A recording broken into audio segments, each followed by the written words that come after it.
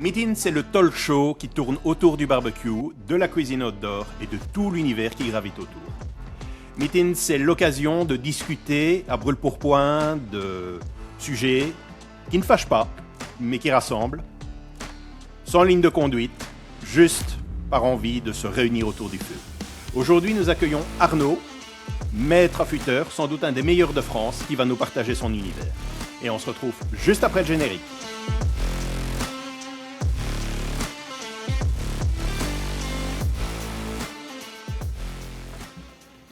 Salut les amis, je suis content de vous retrouver dans ce nouvel épisode. Salut Régis.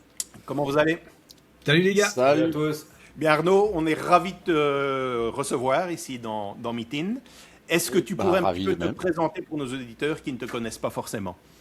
Alors pour tous ceux qui ne me connaissent pas, donc je m'appelle Arnaud, je fais de l'aiguisage depuis maintenant officiellement, je dirais qu'une entreprise depuis 3 ans et ça fait une petite dizaine d'années que j'ai commencé l'aiguisage. Et j'ai commencé à proposer mes services pour de l'aiguisage classique. Après, avec le temps, j'ai poussé un peu le truc à faire plus de la restauration. Et aujourd'hui, je commence à faire de la fabrication depuis 1 an, avec des prototypes qui ont été essayés. Donc ça a l'air de tenir le coup pour le moment. Donc voilà, donc je suis, on va dire, je suis pas officiellement un coutelier, on va dire, je suis un rémouleur qui fabrique aussi des couteaux. Pour nous, c'est vraiment un sujet qui nous intéresse. C'est ça qui nous tenait à cœur de t'avoir dans Meetin. En fait, ce qui se passe, c'est moi en tout cas, j'ai souvent des doutes sur ce qu'on entend vraiment par aiguisage. On voit passer de tout, des petits appareils à aiguiser, des gens qui travaillent au fusil. Puis effectivement, il y a le côté du rémouleur. Est-ce que tu sais un peu nous expliquer quelles sont les différences? En fait, il faut différencier 2 choses qui sont l'entretien, on va dire courant, et réaiguiser un couteau.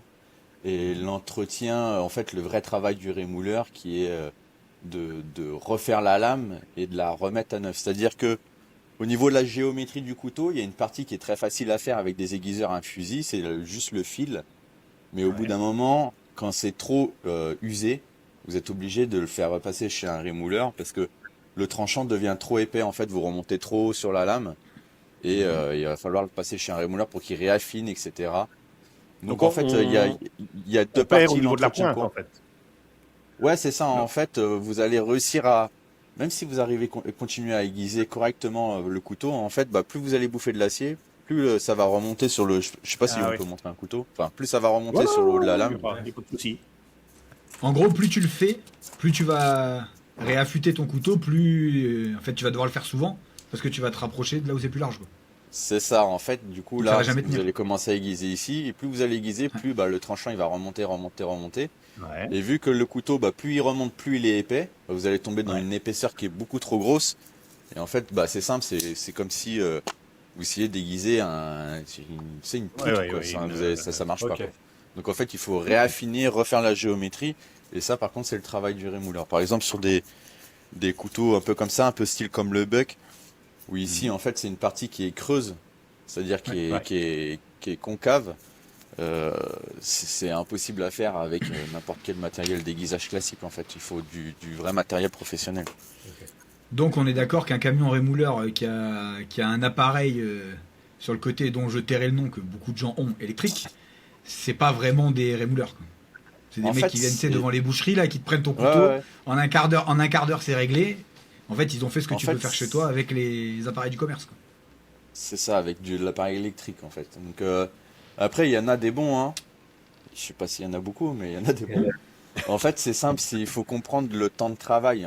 Faut juste se dire ça. Le temps de travail sur une lame, c'est le temps que la personne elle apporte à soigner votre lame. Si ça dure 2 minutes et demie par lame, c'est pas possible qu'il ait pris vraiment beaucoup soin de la lame, c'est-à-dire les petits détails, etc. Et puis s'il facture 50 € pour 2 minutes. Ouais, c'est ça. Non, en général, c'est pas cher ce genre de rémoulage. C'est ce que j'appelle moi les rémoulages à 3 balles. Parce qu'en fait, ils te font des tailles au centimètre.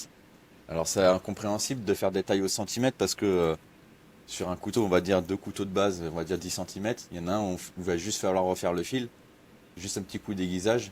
Et il y en a où il va falloir réaffiner, enlever les rayures et tout ça. C'est impossible de faire un prix au centimètre. Ça n'a presque pas de sens.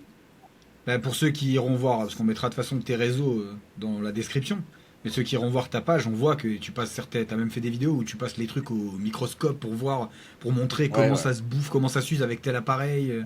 Enfin, parce qu'il y a aussi 3 milliards de techniques internet de faites comme ci, faites comme ça. Les mecs, ils font des trucs.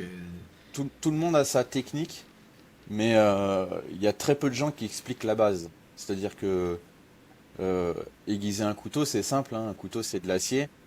Le but de l'aiguisage, c'est d'enlever de la matière. Donc tu frottes sur n'importe quel abrasif, ça va fonctionner. Mais donc c'est pour ça en fait les vendeurs de matériel comme les Worksharp, etc. Ils vendent l'abrasif et avec une méthode la plus simple possible. Mais le problème c'est que des fois les gens ils comprennent pas ce qu'ils font. C'est-à-dire tu vas acheter je sais pas une boîte à meux en diamant, je dirais pas le nom de la marque, mais en gros ils vont te dire tu frottes d'un côté, tu frottes de l'autre. Mais si en fait ton couteau il a un problème de géométrie, tu vas pouvoir frotter toute ta vie. Tu vas jamais réussir à obtenir c'est pour ça que j'avais rajouté, c'est pour ça que la fameuse boîte à meux dont j'ai fait une vidéo, on parle de toi dedans, où justement on parlait du fait que c'est un truc pour chez soi, pour remplacer ton fusil et te... Ouais, c'est ça. C'est ça. Ça va plus remplacer ton fusil, te faire la pointe, et quand ça va plus, par contre, après c'est là où il faut passer chez le professionnel. C'est ça.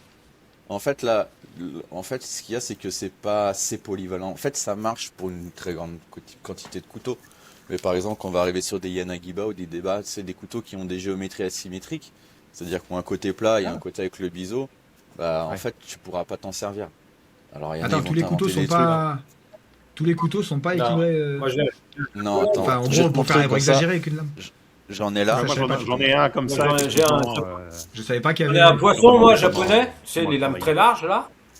Et j'en ai 2 ou 3 comme ça. Moi, tu sais, j'ai une gamme de couteaux japonaises. Et t'en as où t'as un côté complètement plat et de l'autre côté où c'est à... japonais, je sais plus combien de degrés, je me rappelle plus exactement. Ok. Ça, c'est le couteau classique de tout le monde a, c'est le couteau vraiment basique. En Santoku, il mouture symétrique, c'est-à-dire que tu as le même tranchant d'un côté ou de l'autre, que tu regardes ton couteau d'un côté ou de l'autre, c'est la même chose. Que sur des débats, donc tu vois, tu as un côté plat, enfin là, il est même concave, et il est creux, et de l'autre côté, en fait, tu as un seul biseau qui est là. Si tu regardes comme ça. Ouais, on le voit. Je sais pas si on va voir. On le voit bien, Mais même là, quand tu as tourné, on voit bien. Ouais. Et donc, en fait, vu que c'est plus facile à aiguiser, parce qu'en fait, ton couteau, tu vas le poser. Tu vas le poser à plat sur ta pierre, comme ça. Terminé, tu as ton angle, et tu le poses à plat, comme ça, tu as ton angle. Tu vois, c'est hyper facile. C'est plus simple, et en même temps, c'est plus long. Ok. Parce que, t'imagines que ton biseau, en fait, tu as tout ça. Tu vois, l'épaisseur de ton biseau, il a fait tout ça, tu vois. Donc, en fait, c'est beaucoup plus long, c'est beaucoup de travail. D'accord. T'as qu'un côté, mais c'est plus long. Et donc, par rapport à tout ça, par rapport à ce qu'on disait, pour toi, il y a une différence de terminologie entre un affûtage et un aiguisage ou... Ouais, alors, t'as pas vraiment le terme précis. En général, on dit que aiguisage, c'est rendre aigu. Donc, c'est rendre plus fin. D'accord. Et l'affûtage, en gros, c'est tout ce qu'il y a autour. C'est tout le reste. Tu vois, en gros, aiguisage, on va dire, c'est le métier du rémouleur, c'est de rendre ton tranchant plus fin. Et l'affûtage, c'est juste l'entretien. Mais dans le langage courant, en fait, ça s'est transformé, ça a été l'inverse. Affûter, en fait, ils vont te dire, c'est le fût. Alors, je te parle en termes, vraiment d'étymologie, tu vois, pour que tu comprennes. C'est affûtage, ils vont dire, c'est refaire le fût, donc c'est refaire l'épaisseur, et l'aiguisage, c'est l'inverse, c'est l'entretien courant. Bon, c'est un peu pinaillé. En gros, faut se dire que t'as l'entretien courant et puis le gros entretien entre guillemets. Tu mets ce que tu veux derrière. Il y a que un terme où ça bouge pas du tout, c'est l'affilage. Donc c'est refaire le fil. Là, en gros, c'est juste avec ton cuir. Alors, en général, on parlait de l'affilage, c'était surtout pour les coupe-choux. Parce que les coupe-choux, le barbier, c'est un peu la même chose. Tu refais l'affilage, tu refais que le fil avec ton cuir. Ok. Et le fusil, là-dedans? Le fusil, en fait, c'est bien. Et en fait, l'outil, il est simple. Il est facile à avoir, à stocker dans ton tiroir, etc. C'est pas contraignant, ça casse pas. Vu qu'en général, c'est des fusils diamants ou céramique, ça s'use pas beaucoup, donc ça tient dans le temps. L'inconvénient, en fait, c'est que il est souvent mal utilisé parce que t'imagines que ça fait un tube, et en fait, il y a des gens, ils vont juste faire comme ça. Tu sais, ils vont pas avoir le réflexe de faire une vraie diagonale, et ça fait que t'as une surface très fine Et tu vas peut-être dévier ton tranchant comme ça. Je sais pas si tu vois ce que je veux dire. Il suffit que tu forces un peu plus sur cette partie-là, bah, ton tranchant il va avoir tendance à courber. Oui, et c'est là où on sera obligé d'aller plus rapidement chez le rémouleur. C'est pour Et ça, c'est moi, là je où conseille l'entretien à la pierre, parce que la pierre, en fait, tu resteras toujours à plat. Donc, en fait, tu vas jamais dévier ton tranchant. Tu vas peut-être trifouiller un peu l'angle, tu vois, entre là et là, mais tu vas jamais le dévier, le tourner comme ça, en fait. Et du coup, c'est plus facile à rattraper après pour le rémouleur derrière. En général, je passe plus de temps sur un mec qui l'a aiguisé au fusil que... Enfin, là où je passe plus de temps, c'est les mecs qui les passent au backstand chez les rémouleurs à 4 balles. Ouais. Parce que moi, mon père, tu sais, mon père, il était boucher. Donc, Mon père était boucher. donc tu passes plus de temps sur des mecs qui ont des fusils. Ok. Ouais, en général, je passe plus de temps à faire les fusils. Et sachant que, en fait, j'avais fait une vidéo sur entretenir son couteau, c'est l'entretenir plus que ce que tu l'uses. Et le problème, en fait, c'est que le fusil, tu rentres pas dans ce truc de je l'entretiens plus que je l'use. Tu refais le tranchant, en fait, tu essaies de le maintenir au maximum. Tu corriges à la va-vite à chaque fois. Ouais, c'est ça. Que si tu mets un coup sur la pierre, en fait, petit à petit, tu vas toujours rester à plat et en fait, tu vas le tenir beaucoup. Oui, tu vas corriger au fur et à mesure que le fusil, tu risques toujours de. Tu vois, moi, j'ai mon père, il était boucher. Et il m'a toujours dit, le fusil, c'est pas fait pour aiguiser. C'est juste tu passes un petit coup juste avant de t'en servir. Mais ça sert vraiment, c'est pas pour aiguiser, c'est juste pour bouger le fil, comme tu dis.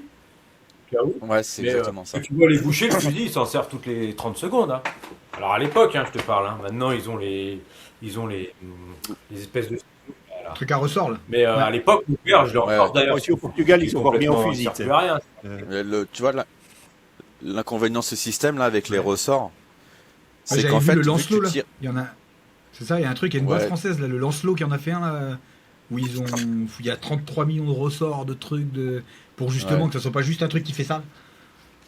Ouais, mais en fait, l'inconvénient de ça, je vais pas dénigrer le produit, parce que en fait, il faut comprendre que tu passes ton couteau dessus, après il coupe mieux. Mais ce qu'il y a, c'est qu'en fait, tu vas faire vu que tu vas tirer en long, tu vas faire des rayures longitudinales sur ton tranchant.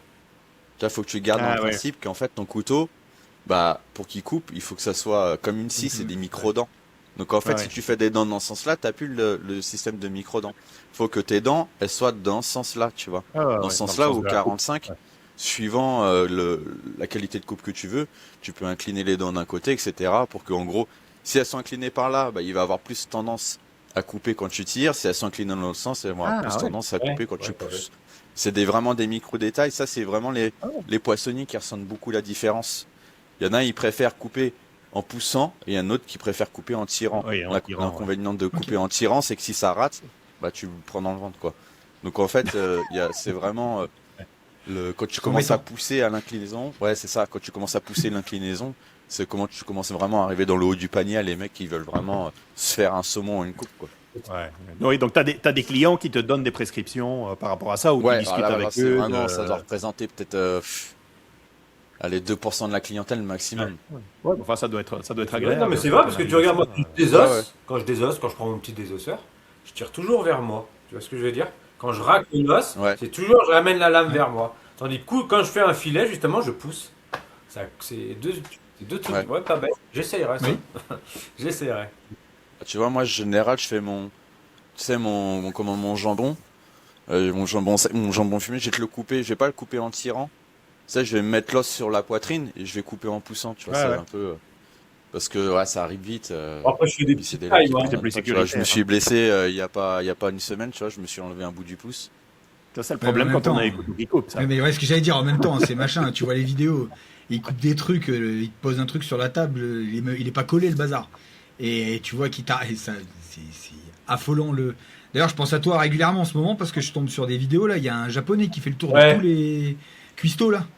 Et il arrive et il plante ses trucs dans... C'est un japonais qui est en tenue tradie. Ah, Ryota. Ouais, je crois que c'est peut-être ça. Il passe avec tous les gars, là. Il est très fort. J'ai dit, je vais te chauffer, on va le faire avec toi.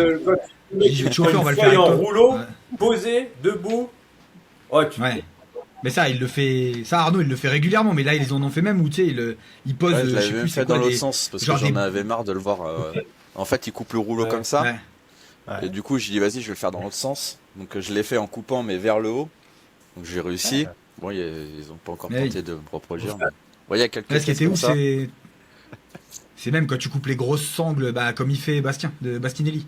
Ouais, bah Tu sais, où t'envoies dans des grosses sangles bien épaisses. Bon, lui, maintenant, il est parti United States of America. Mais les mecs coupent des sangles de portage. Les concours de coupe, là. Tu vois ils ont des... Ouais. Mais là, t'as fait elles sont récemment... larges comme ça, les lames, ils te coupent des cordes, des sangles, des là, planches t'as fait les avec mecs... Là, t'as fait avec un morceau de corde. Une très récente, un réel. Ouais, Où t'as plusieurs cordages. Je l'ai fait avec une corde en chanvre. Là, tu coupes du beurre. À mon ami Fred Perrin. En fait, on arrive à Fred, il est team aiguisage grossier, grain 120, 400 maximum. Ouais. Et moi, je suis team fin pour des raisons différentes. Mais en gros, les deux coupent. Et j'aime bien, en gros, aller sur son terrain parce qu'en fait, tu peux voir que ça fonctionne. Et en fait, tu relèves ce qui est le mieux dans l'un et ce qui est le mieux dans l'autre. En fait, du coup, tu es dans le dialogue. Il y en a un, la dernière fois, à un salon, il m'a dit mais je croyais que vous étiez genre brouillé avec Fred parce que genre lui, il est team grain grossier. Ouais. Bah, j'ai dit non, Fred, on se voit. J'ai déjà été chez lui, etc. Et justement, c'est ce qui est fun, tu vois, de discuter. Quand il a un groupe, on discute. Et je lui dis, moi, j'aiguise ça minimum grain 15 000 en déconnant parce que c'est pas vrai. Et il dit, ouais, mais toi, c'est pas assez différent, t'as le temps, t'es un feignant, moi, je travaille. Enfin, en gros, on se tire la bourre.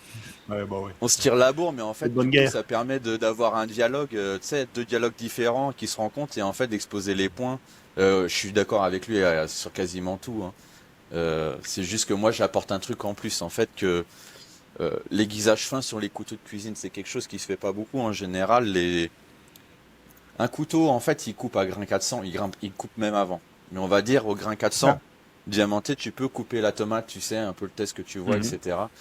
C'est facile à faire. En fait, il y a plein de tests faciles à faire au grain 400. Pareil, le tube de papier, ça va réussir à aller à 1200 diamantés, un coup de cuir, je vais te le faire, tu vois. Il n'y a pas de souci. Là où d'autres vont être obligés de monter à 10 000 pour combler le truc. En fait, c'est juste que tu t'imagines une scie à bois, une scie à métaux. Scie à bois, il n'y a pas beaucoup de dents. Scie à métaux, tu as beaucoup de dents. Pourtant, c'est la scie à métaux qui coupe l'acier, tu vois. Ouais. Donc en fait, c'est adapter ton aiguisage à ce que tu coupes. Et là, en fait, avec la vidéo, avec le chanvre, je voulais montrer que même avec du grain 12 000, tu arrives à couper du chanvre et tu arrives à le faire à plusieurs répétitions. Tout ce qui est fibreux, en général, ça préfère des aiguisages avec des grains grossiers. On va dire. Et tout ce qui est un peu élastique, comme la tomate, etc., même si c'est un peu compliqué pour la tomate. La tomate, ça a une peau épaisse, un peu caoutchouteuse. Ouais. C'est pour ça qu'ils font des couteaux qu'ils appellent spécifiques tomates. En fait, les couteaux spécifiques tomates, ils sont couteaux à pain. Mais en fait, ils ont comblé un déficit dans l'apprentissage de l'aiguisage par un couteau avec des dents, tu vois. Ça fonctionne très bien que le couteau avec des dents, il n'y a pas de souci là-dessus. Mais le problème du couteau avec les dents, c'est va aiguiser ça chez toi. Ah oui, c'est pas la peine. Bon, et alors le saucisson, couteau à dents ou pas couteau à dents? Parce que quand t'achètes les kits, saucisson avec la petite planche, le truc, t'as des dents. Mais la plupart, on va couper nous avec le couteau de cuisine. Bah, tu sais, j'ai fait une vidéo avec le couteau de fabrication 100% Aquare où je coupe une tranche de saucisson, je pose la tranche de saucisson et je recoupe la tranche de saucisson. Et c'est un couteau, il n'y a pas de dents dessus, tu vois. Et avec un couteau à dents, tu pourrais pas le faire, ça. Tu pourrais pas le faire. Le problème, en fait, du couteau à dents, ça a ses avantages, mais à l'entretien, pour quelqu'un de lambda, c'est très compliqué. Moi, j'en ai un, tu vois. Attends, peut-être ça fait trop de bruit. J'en ai un là-bas, un couteau à pain. Je l'ai pour le fun, tu sais, quand j'ai des stagiaires et tout ça qui veulent voir comment on aiguise un couteau à pain, ils vont dire non, c'est bon, t'inquiète, je vais aiguiser des couteaux plats, ça ne va très bien. C'est une vraie galère, tu vois. Faut une lime ronde, enfin, ça dépend. Oui, là, parce qu'il faut garder les dents, en fait. Faut que t'enlèves de la matière tout en gardant la régularité des dents et tout. En fait, s'il est bien fait, le couteau à pain, en fait, tu regarderas sur les couteaux à pain, t'as l'aiguisage sur les dents, il est fait que d'un côté. Donc si t'es un peu débrouillard, que le couteau il est bien foutu, t'arrives à le poser côté plat et à aiguiser, et du coup, en fait, tu vas rattraper ton tranchant, juste tu passes un coup de cuir, normalement ça le fait. Ouais, mais ça reste quand même contraignant. Ouais, c'est ça, la durée de vie elle est quand même limitée. Et là, j'ai une cliente qui m'a envoyé un message il y a pas longtemps, justement avec ça, un couteau Serrated, qui est passé chez un rémouleur à 4 balles. J'avais fait une story, elle va faire une vidéo. Il était un peu plus cher celui-là. Celui-là était un peu plus cher. Bah, il est passé de 3 à 4. Ouais. Et en fait, c'est recaté avec un serre-à-tête penché. C'est-à-dire que t'imagines les couteaux à pain, tu sais, ils ont les dents, elles sont droites comme ça. Là, les dents, elles sont comme ça. Donc, c'est une vraie technique. C'est pas compliqué, mais c'est chiant à faire. Et il lui a bousillé son couteau parce qu'en fait, Oui, bah, il a fait ça vite, tu vois. Donc, elle va faire une vidéo dessus. J'avais fait une story. J'ai dit, les gars, si vous savez pas faire, laissez-moi faire. Tu vois, ça sert à rien de. Si tu sais pas faire, vaut mieux que tu le lises, en fait. Tu vois, moi, en général, les serre-à-tête, je les refuse. Parce que c'est pas ma spécialité. Et puis, quand tu travailles pas avec l'envie sur un produit, tu mets pas. Même t'auras beau essayer de te dire, je mets 100% de l'intention dedans, tu vas pas être honnête avec toi-même et tu vas bâcler le truc. Et bien, tout à l'heure, voilà, on parlait de fil. J'ai une question, change un petit peu d'orientation, mais la différence entre le fil et le morphile. Le fil et le morphile, le fil, on va dire, c'est ton. J'ai un ami un aiguiseur au Canada qui dit ça, c'est l'apex. Alors c'est très juste, tu vois, j'ai pas trouvé de mot mieux. C'est vraiment le haut du haut de la pointe. Le morphile, en fait, c'est la partie que ça va être la même Qui se partie, décroche. Non, mais qui est c'est foutue. pas- Tu vois, le fil qui est mort, tu vois, ça vient de là. Donc c'est la partie qui va se décrocher. C'est-à-dire qu'en fait, tu vas tellement aiguiser, ça va devenir fin que l'acier, il va plus se tenir à la lame. Et en général, si tu fais ça bien, à la pierre, et que tu démorphiles tout d'un coup, ça te fait comme un cheveu, c'est-à-dire que c'est souple. T'arrives à le Ben, moi, bouger, tu vois. j'avais ça. J'ai été menuisier. Hein, et j'avais ça sur mes couteaux de. Toi, bois. Ouais. Puis quand on affûtait, il y a des moments où on avait vraiment le morceau qui partait. En fait, j'avais fait une vidéo qui s'appelait le Saint-Morphile, parce qu'en fait, c'est vraiment le nerf de la guerre. Il y a des gens qui essayent d'aiguiser les couteaux sans comprendre vraiment le principe du morphile. Et en fait, c'est ça qui fait que ton couteau, il coupe ou il coupe pas. Si tu l'as pas éliminé, il coupe pas le couteau, tu vois. T'auras beau avoir fait ton tranchant comme il faut, t'as mal éliminé ton morphile, ton couteau, il va pas couper, ça va accrocher, ça va faire, tu vois. Et en fait, il y a beaucoup d'aiguiseurs qui vont te dire, c'est simple, tu fais ton tranchant, morphile d'un côté, tu tournes le couteau, morphile de l'autre, un coup de cuir, c'est terminé, ça arrache le morphile. C'est pas totalement vrai, parce que c'est un peu compliqué d'arracher. Enfin, sur certains aciers, sur certains alliages, au niveau de la trempe, etc., le morphile, il va rester collé.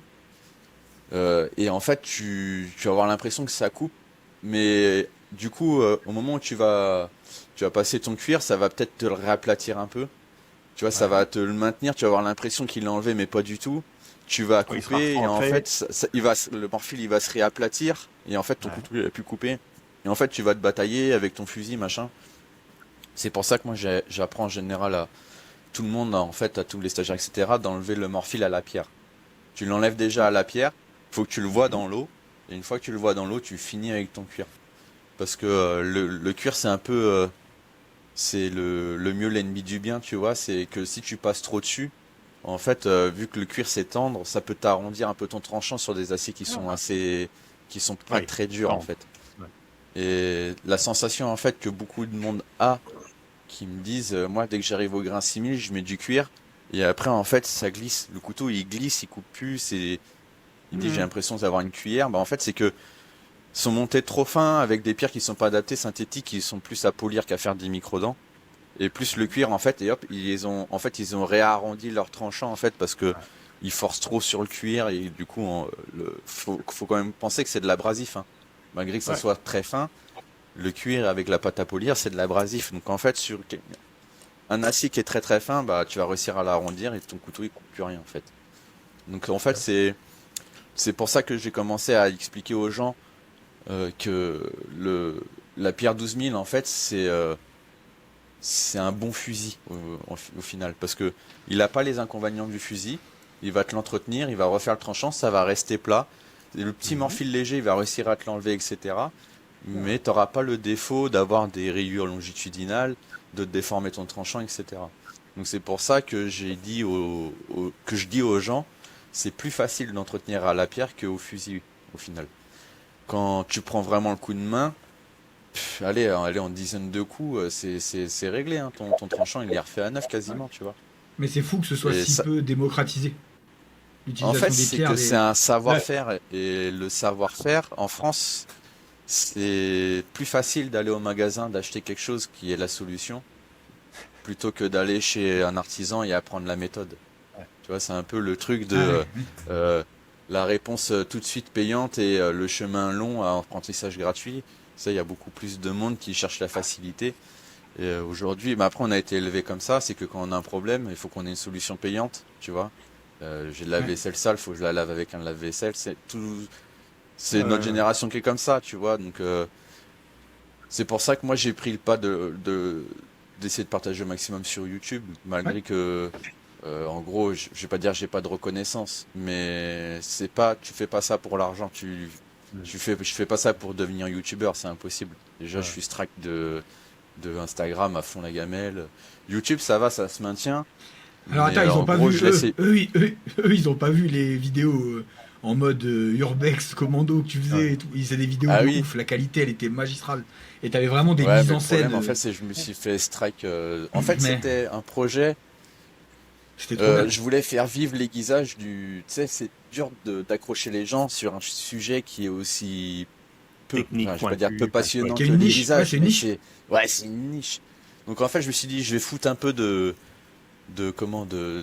fun en action là-dedans. Tu sais Ouais. que les gens, en gros, ça raconte une petite histoire Ouais. qu'ils ont envie de regarder. Le problème, c'est qu'en fait, c'est hyper contraignant en temps.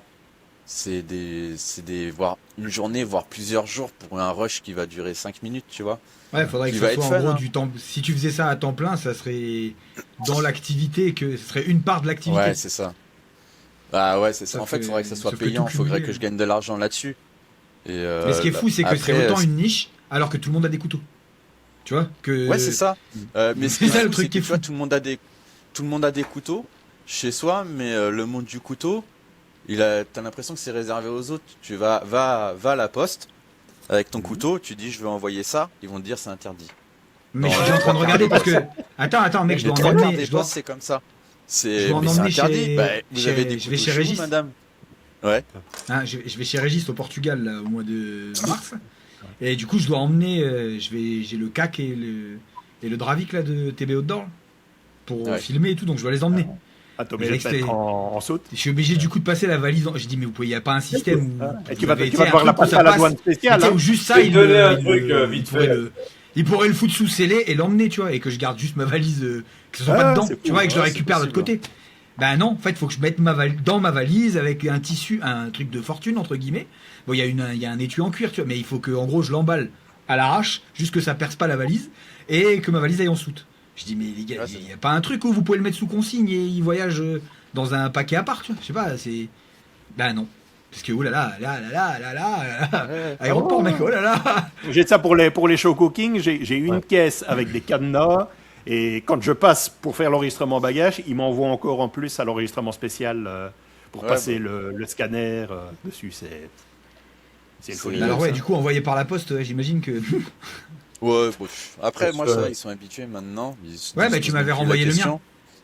Mais m'avais renvoyé le mien dans les mousses et c'est les clients, les clients Ouais. qui envoient. Ils disent, mais je pensais pas qu'ils allaient bugger comme ça. Je dis, ouais, faut pas chercher trop à comprendre, tu vois. Ouais, il faut Mais remarque, j'en ai limite de qu'ils moins aillent en chercher moins une maintenant, enveloppe des envois à eux-mêmes, la qu'ils le poste, mettent ça dedans, coûte tellement qu'ils cher, disent rien, qu'ils apportent l'enveloppe à la poste, on Oui. dit qu'ils ont mis dedans. quoi. Aussi, hein. Ouais, c'est ça. Mais bon, après, Bah, du des coup, fois, là, c'est si les pas gens la ils doivent flemme, hein. t'envoyer, là.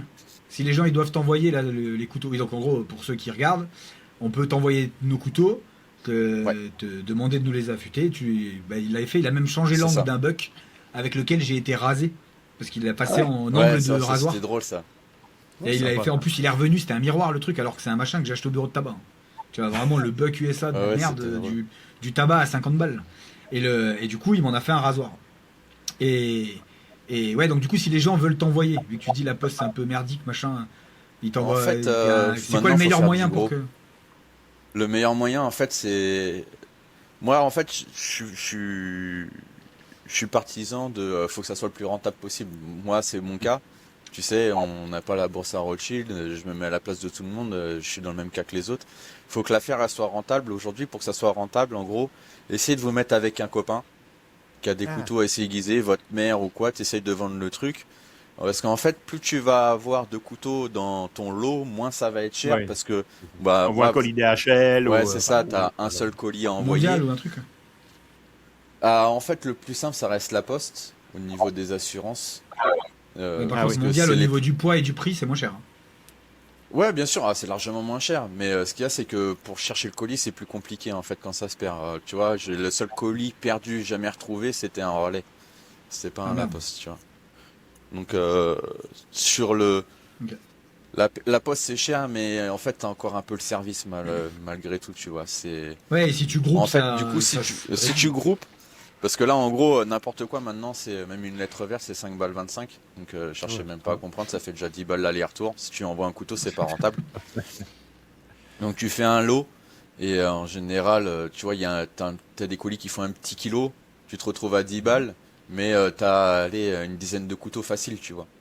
Donc, Ouais. en fait, ça diminue le prix à 1 € de livraison pour chaque Ouais, couteau. là, c'est- Donc, le but, en fait, c'est ça. Faites des lots, c'est le plus simple.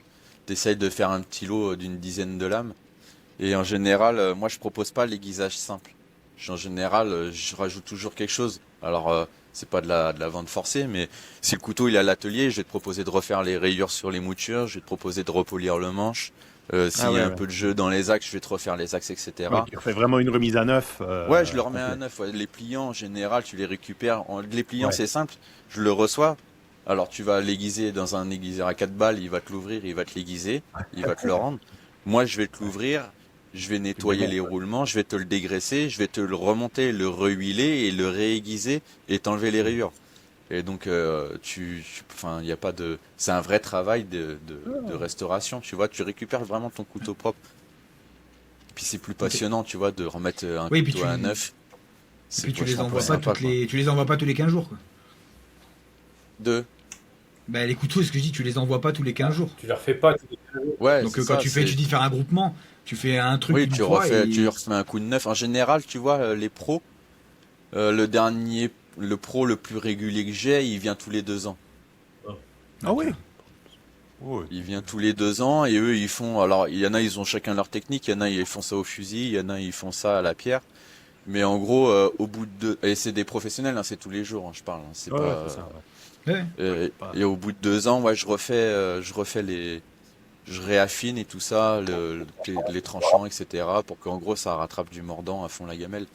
Ouais, en général, on est là-dessus. Sur les poissonniers, ça dépend beaucoup. C'est un an, une petite année. Mais les poissonniers, je préfère leur apprendre tu vois, j'en ai eu À le beaucoup faire. qui sont venus à l'atelier pour faire du perfectionnement en fait, parce Ah, qu'ils ont tu en donnes général un tu donnes très des gros niveau formations? d'aiguisage. Si tu veux aiguiser ton couteau, va chez ton poissonnier, va pas chez ton boucher. Ils ont vraiment un très gros niveau. Après, j'ai eu beaucoup de poissonniers qui ont des très gros niveaux. Kevin Di Sarno, qui est meilleur ouvrier de France. Ouais. Antoine Guérardin, je te laisse aller voir son profil Insta, tu craques ta tête. Hein. Il fait des assiettes de poisson, c'est de la folie. Hein. Et c'est des gens qui sont venus faire des stages de perfectionnement. Aujourd'hui, ils sont Cool. largement assez autonomes. Et en gros, il m'appelle s'il y a un pépin, tu vois, s'il y a un reste sur le reste de la lame. Mais pas Ouais. sur leurs tranchants. Leurs tranchants, ils sont assez grands. Mais d'une manière générale, c'est ce que je préfère, c'est que les gens soient autonomes sur leurs tranchants.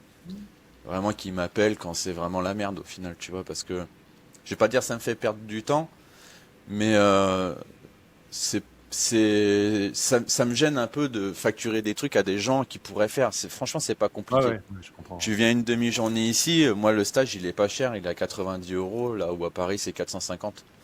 Tu viens, et Ah puis oui. t'es autonome, vraiment. T'es autonome sur ton couteau. Ouais, et puis c'est en groupe, tu vois, que là, en fait, t'es tout seul. J'autorise 3, mais que si c'est le même groupe, tu vois, parce que gros, je peux pas faire plus que 3. Après, j'ai la tête partout. Mm. Mais si c'est genre des gens qui se connaissent, père et fils, tu vois, ça Ouais. m'arrive souvent de faire père et fils. Mais Mhm. je prends pas de gros groupes, c'est impossible. Moi, j'ai vu des trucs à Paname où ils sont une dizaine. Tu rigoles, hein. Ah, c'est comme pour Ça tout. Ça doit Ouais, être chaud, ça. Ouais, Bah, tu peux franchement, pas, une ouais, dizaine, un tu peux stage pas à tout surveiller. 450 la journée, je te fais 4500 balles dans la journée, je suis heureux, hein, je fais que ça. Hein. Ouais, j'imagine. Ouais. Bon, bah, 450 € tu rachètes un Ouais. couteau. Hein. Mais non, mais c'est ça, Ça enfin. prend pas de la T'as déjà une belle lame à ce tarif-là. Hein. Ouais, là, bah, là, la- j'ai une lame à 400 balles. J'ai dit, je vais essayer de faire une lame un peu, je vais pas dire vitrine. Mais Ouais. moi, je fais des couteaux pas chers, je fais des couteaux où, en fait, les gens, ils ont pas peur de s'en servir parce que, alors ça me défonce. Les Ouais. mecs qui achètent des beaux couteaux mais qui s'en servent pas, ça Le me. collectionneur, enfin, le Ouais, pseudo-collectionneur. C'est même pas des collectionneurs, c'est... ouais, tu vois, là, j'en ai un. En fait, j'ai fait un modèle, je sais pas si vous avez vu, c'est le 12. C'est un Opinel numéro 12 avec une cartouche Ouais. de 12 au cul et une serre à cote un peu effet 100. J'en ai vendu Ouais. quelques-uns, et il y en a, il l'envoie, il est tout neuf. La dernière fois, il y a un mec qui m'envoie un message, il dit, il faudrait que j'y remette un coup parce qu'il a morflé. Je dis, vas-y, montre-moi la vidéo. Et il l'a défoncé, c'est rayé de partout. Le Ouais. cul, la cartouche, elle est à moitié décollée. Mais en fait, ça me fait kiffer parce que, tu vois, il s'est vraiment servi de son Ouais, couteau. ouais, oui. Et tu vois, remettre à Ouais. neuf, c'est faisable. Tu vois, c'est pas genre le couteau il est foutu. Je peux tout refaire à neuf comme avant. Tu vois. Mais Non, tu faut fais pas aussi avoir des peur restos de d'utiliser ces lames couteaux, ouais. historiques. Comment? Pas j'allais dire des pièces de musée, mais je t'ai vu faire, ouais, tu refais aussi Ouais, des j'ai eu lames des qui sont pas napoléoniens pour et aller tout. cuisiner. Ouais. Ah ouais? J'ai eu comment en Bah, fait, derrière toi, il c'était y a quoi là? un. T'en as une derrière ta Oh, tête c'est là? une merde. C'est une merde. Oui, non, C'est mais une je déco. parlais de ça. Mais du coup, t'as des Ah gens oui, qui oui. t'envoient aussi des trucs comme ça à refaire, Ouais, c'est ça. C'est à ça. restaurer. Ouais. En fait, c'est cool d'avoir les bouts d'histoire comme ça. Ouais. Euh, j'ai eu, bah, j'en ai fait 2 réels. Période du 8 mai où j'ai nettoyé, c'était un héritage de son arrière-grand-père qui était héros de guerre. Tu sais, ça commençait à transpirer la testo. C'était des baïonnettes qui avaient été récupérées par son arrière-grand-père, Bien sûr. son grand-père quand il avait 14 ans dans un camp allemand. Il s'était rentré là-dedans, ils ont récupéré du matos, c'était reparti. Ça, Et le toi, t'as ça truc dans les vraiment. mains. Et ouais, t'as ça dans les mains, bon, c'est tout Tu rouillé et fais tout. Tu dis, oh. allez, vas-y, je te refais ça. Et puis, tu sais, tu découvres des petits poinçons, des machins, tu découvres que le truc, Ouais. c'est de la marine napoléonienne, que tu commences à, tu sais, à retrouver des revêtements en y allant tout doucement et sans aller au backstand comme une brute. Tu redécouvres que t'as une espèce de petite lettonisation, c'est dorée Ah ouais. sur le fourreau, tu vois, qui était en métal. Enfin, tu découvres des trucs, c'est vraiment passionnant au final. Et ouais, c'est un petit bout d'histoire, tu vois, tout ce qui est couteau de l'arrière-grand-père, en général, c'est du couteau, c'est du faux l'aïeul, bien souvent. Ouais. Les mecs, tu leur dis, ouais, mais tu sais, c'est refaire un œuf, remettre une lame, etc., c'est un peu cher. Et bien, je m'en fous, même je mets 50 balles dedans, je m'en tape, il a pas décidé, pas de prix, tu vois. Donc en fait, je passe un vrai plaisir et j'optimise au maximum. En général, les vieilles lames, je refais toujours un couteau, tu vois. Ça m'est arrivé 3-4 fois. Ils sont repartis avec leur petit couteau, avec la lame du grand-père, remonté sur un petit manche en corne de cerf. Ouais, C'est je ouais. bricole un truc pour que en gros le souvenir il reste, tu vois. Donc C'est ouf. c'est ce que je préfère, franchement, c'est les bouts d'histoire. Tu vois, il y a vraiment des lames qui m'ont beaucoup marqué, tu vois. La plus marquante, ça a été l'Opinel qui a été calciné. Et ça a été vraiment, C'était ça quoi? m'a. En fait, j'ai un ami qui m'envoie un message, il me dit ouais j'ai un gars il est venu chez moi mais je peux pas lui faire le projet. Pour moi il y a que toi qui peux le faire. Le mec il m'envoie un message, il dit ouais je viens vers toi, j'ai regardé un peu ton contenu. Écoute j'ai un projet c'est un peu spécial et tout. Je dis bah si il y a rien qui me fait peur, dis-moi. Il dit bah voilà il dit mon frère c'est un ancien Milouf, il est décédé, il a été incinéré avec son Opinel. Il dit moi j'ai récupéré l'acier, est-ce que tu peux en faire quelque chose? Là, accroche-toi, Jeannot, parce que tu vas transpirer un peu, tu vois. Donc, j'ai Ouais. dit, écoute, je sais pas combien de temps ça va durer, je sais pas combien de temps ça va te coûter, je sais même pas ce que je vais faire. J'ai dit, ramène-moi, envoie-moi la lame, je suis Déjà le ok pour voir, le ouais. faire, mais on va pas parler de temps, on va pas parler d'argent, je vais pas t'arnaquer, tu vois, évidemment. C'était pas le projet. Mais en gros, on va se faire confiance et on va faire le truc ensemble, tu vois. Il dit, ok, ça me va, on fait ça. Il m'envoie la lame et donc, c'est à la lame à l'atelier. Tu vois que ça a chauffé, t'arrives à t'imaginer, c'est la scène. Ça, c'est compliqué. Tu vois, tu sens qu'il y a quelque chose dans la lame. Tu sais qu'il y a quelque chose. Tu Ouais. dis, ça va être compliqué.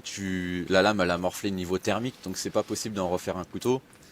Tu dis, bon, allez, puis tu réfléchis, tu cherches, tu cherches, tu cherches. Et en fait, faut tomber juste, tu vois, dans ce que le client, il te demande. C'est-à-dire que lui, il n'a pas d'attente parce que il n'arrive pas à s'imaginer ce qui est possible de faire sur un couteau. Mais il faut que tu t'imagines que le mec il dise putain c'est Pour lui, exactement c'est ça un que bout je de son voulais. frère. Ouais c'est ça en fait c'est Pour que lui, c'est un bout de son frère. ça a pas de comment. C'est limite au-delà du métier de coutelier après tu vois c'est que en fait faut que tu arrives à te mettre à la place de la personne et tu dis bah avec mon savoir-faire faut que je donne le maximum. Donc je réfléchis pas mal j'ai bon bah le manche est foutu à remettre un manche en bois c'est compliqué, etc. Bon, je réfléchis. Bon, allez, je dis c'est un ancien Milouf. Et après, il me vient l'idée, je connais un tireur d'élite dans une unité d'élite. J'ai dit, t'as pas des balles de 12-7, là, calibre 50? Il dit, si, si, vas-y. Donc il m'envoie la balle de 12-7. Donc déjà, la douille, elle a une histoire, tu vois. Elle vient pas du magasin. Et je dis, vas-y, je vais faire ce manche avec cette cartouche de 12-7. Ça va rappeler côté Milouf. Et je vais foutre la lame dessus. Donc je restaure la lame.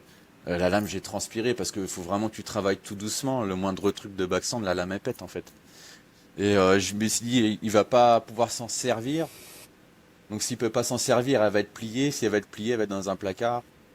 Je dis, allez, je vais le mettre sous cloche. Comme ça, en fait, ça sera vraiment en exposition au milieu du salon. Tu En vois. mode pièce de musée, quoi. Ouais, c'est ça. J'ai fait graver la date. Et ça, t'as une photo de ça sur ton mur ou? Il y a une vidéo complète sur YouTube. Ouais, donc on peut la retrouver, ok. Ah ouais, il y a une vidéo complète sur YouTube. Je crois que c'est le nom, c'est l'Opinel le plus cher ou l'Opinel une œuvre d'art, un truc comme ça. Enfin, j'irai voir, je l'avais pas vu. Mais putain, ouais, c'est. Et je fais graver sa date de naissance, enfin son année de naissance et date de décès, avec un petit mot dessus sur la douille. Je lui emballe tout ça, je lui livre, ému jusqu'aux armes. Enfin, en plus c'était son mariage, ça devait être son témoin. Donc il a mis cet objet-là en valeur. Toute la famille a pu, il m'a envoyé un message en me disant, toute la famille était hyper émue. Ça a permis qu'il soit là avec nous alors qu'il était décédé. Il a dit, c'est ma femme te remercie d'une manière infinie. En fait, c'est ça qui me fait vraiment vibrer, tu vois, c'est ce genre de truc. Donc, c'est ouf. ouais, c'est un... Je suis pas sûr que le rémouleur devant la boucherie à Canal, c'est ça. Tu vois, il a des histoires comme ça. C'est ça. Je suis pas sûr qu'il ait des histoires comme ça, lui.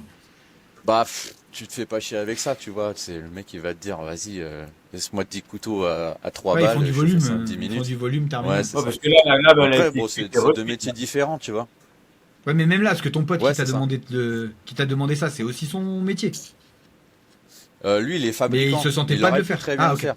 Bah, en fait, ce qu'il y a, c'est que tu commences à travailler. En fait, tu commences à travailler sur d'autres marques. Et en fait, moi, je fais tellement de marques différentes qu'en fait, j'ai les automatismes. Tu vois, un Opinel, je vais te le démonter en 2 secondes. Là où un mec va peut-être galérer un peu, tu vois. Non, mais même sans ça, je voulais dire, le gars est même honnête après, tu vois, de pas avoir accepté de le faire alors qu'il se sentait pas tu vois, et de dire attends, j'ai le gars qui lui va pouvoir le faire en y mettant ouais, c'est ça. C'est quelqu'un à qui j'ai une énorme confiance. C'est un très bon coutelier. Et j'ai beaucoup de respect pour ce mec-là parce qu'il m'a appris beaucoup de choses sur la fabrication. Ok. Et j'irai pas chier dans ses bottes, tu vois. C'est vraiment, il a un niveau nettement supérieur que certains en France, tu vois. Tu sais que c'est de chez mes parents, c'est de chez ma mère, l'Opinel. Ma mère, elle a grandi à Saint-Jean-de-Maurienne, pays de l'Opinel. Hein. Ah ouais. T'arrives à l'entrée du faut leur apprendre à aiguiser, mais c'est tout. Non, mais moi j'en ai. Mais c'est vrai, c'est chez mes copains. Là, j'ai des débats sur l'Opinel passionnants sur YouTube. C'est des gens qui me disent que c'est que convexe leur tranchant. Et je leur dis non, c'est pas convexe du tout, il y a un biseau secondaire. Mais non, il y en a pas. Tu sais, t'as beau aller dans l'usine, voir comment ça se fait et que tu sais que c'est pas possible que. Enfin bref, tu rigoles. Alors du coup, on avait ce débat. À aiguiser parce que. On avait ce genre de débat hier pour des histoires de cuisson. On avait ce débat pour des histoires de cuisson hier. Je dis moi je pète un câble. Les gens qui m'expliquent que quand ils mangent cru c'est cuit et que quand ils voient ta vidéo ils te disent c'est pas cuit alors que tu leur dis qu'il y avait une température dedans. Tu sais que t'as sorti une sonde, tu sais que c'est à la bonne température sauf que c'est cuit. Tu sais le fameux bleu cru. Bah toi Nico, combien de fois tu m'as envoyé des vidéos? T'as vu encore un mais je te le dis à toi, je lui envoie pas un message. Ça me rend ouf. Après il m'a dit bah ouais, personne publique donc t'es obligé de des trucs comme ça, c'est pareil. En vidéo donc mais je dis mais les gens, c'est quand même un truc de fou, tu leur dis et tu prends le temps dans la vidéo de le dire. Tu sais de dire regardez, ça a cette couleur mais parce que justement c'est cuit, c'est cuit lentement, longtemps c'est mort, le gars il te dit c'est trop cuit, vidéo de merde. Eh ben nique ta mère. Non, laisse la maman tranquille. Bip bip bip bip bip bip bip. Non mais mais j'imagine tu dois avoir la même chose, des gens qui veulent t'apprendre, tu vois, qui veulent te dire. Moi je sais parce que j'ai vu un gars une fois sur le marché. Vas-y, dis. J'ai dit tu dois avoir des gars qui sont là, mais si, mais moi j'ai vu une fois le gars sur le marché qui fait comme ça, je sais. Ouais, bah c'est souvent ça ou le grand-père. Mon grand-père faisait ça à la disqueuse, ça rasait. C'est toujours des trucs comme ça. Enfin, après ça te fait rire avec le temps. Et puis comme on dit, ils viennent pas à l'atelier, tu vois. Donc, Ça me fait des Ça sert vacances. à rien. Tu sais, sur les réseaux, c'est facile, t'as juste à supprimer. Oui. Mais il y a des fois, j'élève le débat, j'en ai un sur YouTube, il est abonné, hein, il dislike toutes mes vidéos, mais il reste abonné, il commente toutes les vidéos, on a des Ouais, mais tout ce débats que tu réponds rigolos, va servir à d'autres. Ouais, Moi, c'est je ça, réponds toujours mais parce que je c'est me dis, il y ça. a quelqu'un d'autre qui va le lire. Et donc, il aura Ouais, c'est ça. l'explication qui montre que ce gars, Ça c'est fait un de génie. l'algorithme. Ouais, non, mais Ça c'est... fait de l'algorithme. La Ça dernière fait de fois, l'algorithme, il râlait parce qu'il disait, ouais, ton dessin, il coupe pas. J'ai dit, oui, c'est un dessin. Parce qu'en fait, tu sais, c'était sur le tranchant convexe. Et tu sais, en dessin, t'es obligé de, tu sais, grossir les traits pour que ça soit plus compréhensible. Il Ouais. dit, ah bah si ton couteau il est de la forme de ton dessin, il va pas couper. J'ai dit, en fait, c'est un dessin, tu vois, les gars, tu me saoules. C'est toi. Ah, Alors. gars. Bon, après, c'est rigolo, tu vois, parce que les gens, tu sais, ils passent au-dessus, ils voient bien que c'est un guignol. Mais c'est vrai, ça reste rigolo. Si Il y a j'en ai des eu gens des qui fois ont des du temps à méchancetés perdre. gratuites, mais tu sais, j'ai supprimé. Il y en a Voilà, qui c'est doivent terminé. s'ennuyer. Je suis pas influenceur, hein. Il y en a qui doivent. Je suis là Ouais, pour mais t'as des gens qui ont partager du temps à des. perdre. Ah ouais, ça, oui, effectivement. Mais ouais, moi, ça me dérange pas trop. Par contre, je réponds à tout le monde, tu vois, que ce soit tous les messages en fait où ils demandent, même tu vois sur beaucoup de vidéos, je laisse mes coordonnées parce que bon, après ils sont accessibles sur Google. Mon téléphone pour un WhatsApp parce que c'est plus facile, tu sais, à faire des vocaux et j'aide vraiment les gens au maximum. Tu vois, même s'ils disent il y a un budget pour les pierres, j'essaie de rentrer dedans, j'essaie de leur expliquer, de leur donner toutes les petites astuces. Parce que moi j'ai vraiment galéré au début, hein. Quand j'ai appris l'aiguisage, c'était à base de coller du papier à poncer sur des planches en bois, tu vois, parce que j'ai commencé, j'avais pas un rond. Donc tu sais, tu cherches tout ce que les gens ont essayé de faire, enfin, ont l'idée de C'est quoi, faire. tu faisais des ça, attends, tu techniques, faisais ça avec du papier de verre? Ouais, mais à l'ancienne, hein, c'est quand Ok. j'ai appris à Bon, aiguiser, après, tu vois. t'as des papiers Ouais. de verre au 3000, hein. Ah ouais, bah là Ouais, non, c'était mais ça en fait, mais je l'ai fait mais avec j'ai un la rasoir scène parce qu'en fait j'ai de appris. j'ai la Ah, scène du c'est truc sport. collé. Enfin, Tu mets de l'eau, tu fais tout pareil comme sur la vidéo des japonais, mais ça n'a pas le même rendu, quoi. Mais bon, après t'apprends, tu vois. Ouais, puis je suppose que T'apprends tu dois pourquoi. changer les papiers. tu fais, Ouais, c'est tu ça. fais comme les, ouais, tu fais comme les Japonais, tu te retrouves avec une Thaïlandaise. C'est ça. Il y a un truc, il reste un truc en trop. Et alors, j'ai appris en gros toutes les techniques à pas cher, je les ai faites. Donc en fait, je peux vraiment aider les gens et leur dire non, et fais pas ça et je te dis pourquoi et prends ça, c'est mieux. Faut savoir, c'est pas excessif, hein. Une pierre à aiguiser qui pourra tout faire. Tu prends une diamantée, ça vaut 35 balles sur Amazon. C'est même celle que j'utilise, tu vois, ça vaut- pour le et, dégrossir. et chez One Stone, on peut placer. One Hein, on Stone, sait c'est que j'ai dit que ouais, tu bien bossais sûr. avec. Mon ami Nicolas qui Qui qui a faisais tes réveillé la petits pierre à la lives. lune, qui a réveillé un pan d'histoire. C'est quand même incroyable hein, ce qu'il a fait. C'est donc des pierres c'était une fabrique de pierres qui a plus de 200 ans, de pierres d'ardoise, donc dans le Schnorr, et donc c'était une marque déposée, etc. Lui, en gros, fan de rasoir, a mis la main sur des pierres à la lune. Mais putain, c'est à côté de la maison. Il a été jusqu'à retrouver les ancêtres pour qu'il autorise à redonner le nom utiliser La le Lune. nom, Il aurait pu donner le nom à un autre nom, hein. Il a redonné le nom La Lune à l'ancienne, avec l'ancienne fabrique, etc. Il a des pierres moi j'ai des pierres qui ont plus de 200 piges et qui sont neuves, c'est-à-dire que c'est de l'ancienne fabrique. Mais c'est un travail titanesque hein, ce qu'il a fait. Et il essaye de proposer un produit. Lui, il est plus rasoir. Parce que c'est sa passion première. Moi aussi, hein, j'ai appris à aiguiser avec les rasoirs. Donc, et moi, j'ai eu le coup de l'essayer sur les couteaux. Hein, mon beau-frère, il m'a dit, mais attends, l'aiguisage que tu fais sur les rasoirs, essaye sur les couteaux. Ah, des aiguisages que moi, j'avais jamais fait. Et j'ai dit, bah attends, c'est pas con, je vais essayer d'aiguiser mes couteaux. Putain, tu vois comment ça coupe. Tu dis, mais attends, j'ai jamais eu ça de ma vie dans les mains, même neuf, tu vois. Faut absolument que je le partage à tout le monde. Et donc après des discussions avec Nico, je dis mais elle est incroyable ta pierre pour les couteaux. Ah, c'est pas fait pour ça. Je dis t'inquiète pas, je dis moi je vais parler là-dessus, je dis parce que faut que les gens se rendent compte. Et donc voilà, c'est chez lui en fait, t'achètes un bout d'histoire et t'imagines ta pierre donc bah elle est taillée en France par un artisan et ta pierre tu vas la garder plusieurs générations, c'est ça qu'il faut se dire aussi. Moi, j'ai des pierres que j'utilise tous les jours qui n'ont pas été jusqu'à aller. Il en reste franchement les 3/4 de leur vie encore que j'ai offert à mon père. Et j'aurais pu travailler toute une vie dessus, tu vois. c'est dense comme matière en fait. Donc si t'en prends soin, tu vas la garder vraiment très longtemps. Alors donc en fait, ouais, ta pierre. Donc là, si t'achètes une pierre chez One Stone, tu vas la transmettre à tes enfants et je pense Et quand tu parles d'entretien, tu vois. tu parlais d'entretien. C'est quoi que tu as à faire comme entretien sur ta pierre? En fait, ta pierre, vu que c'est une matière tendre, bah, tu passes un couteau, un acier dessus, au bout d'un moment, tu vas la creuser, tu vois. Donc l'entretien, en fait, ça va être de la réaplanir. Tu vois, c'est pour ça que Nico, il la vend avec un petit bout, un agora. Et en fait, c'est pour ça, à chaque fois sur les vidéos, je dis, il faut commencer par les bords. Ça fait qu'en fait, tu la gardes entre la pierre où tu vas aiguiser les bords et ton couteau, tu vas aiguiser le centre, tu vas la maintenir, tu vois. Après, il faut la surfacer de temps en temps. Mais honnêtement, même moi en aiguisage pro, la pierre, je la surface très rarement, hein, parce que c'est tellement dense. C'est comme Ouais, du tu la marbre, manges hein, pas comme ça non plus, quoi. Non, tu la manges pas. Les synthétiques, oui, beaucoup plus.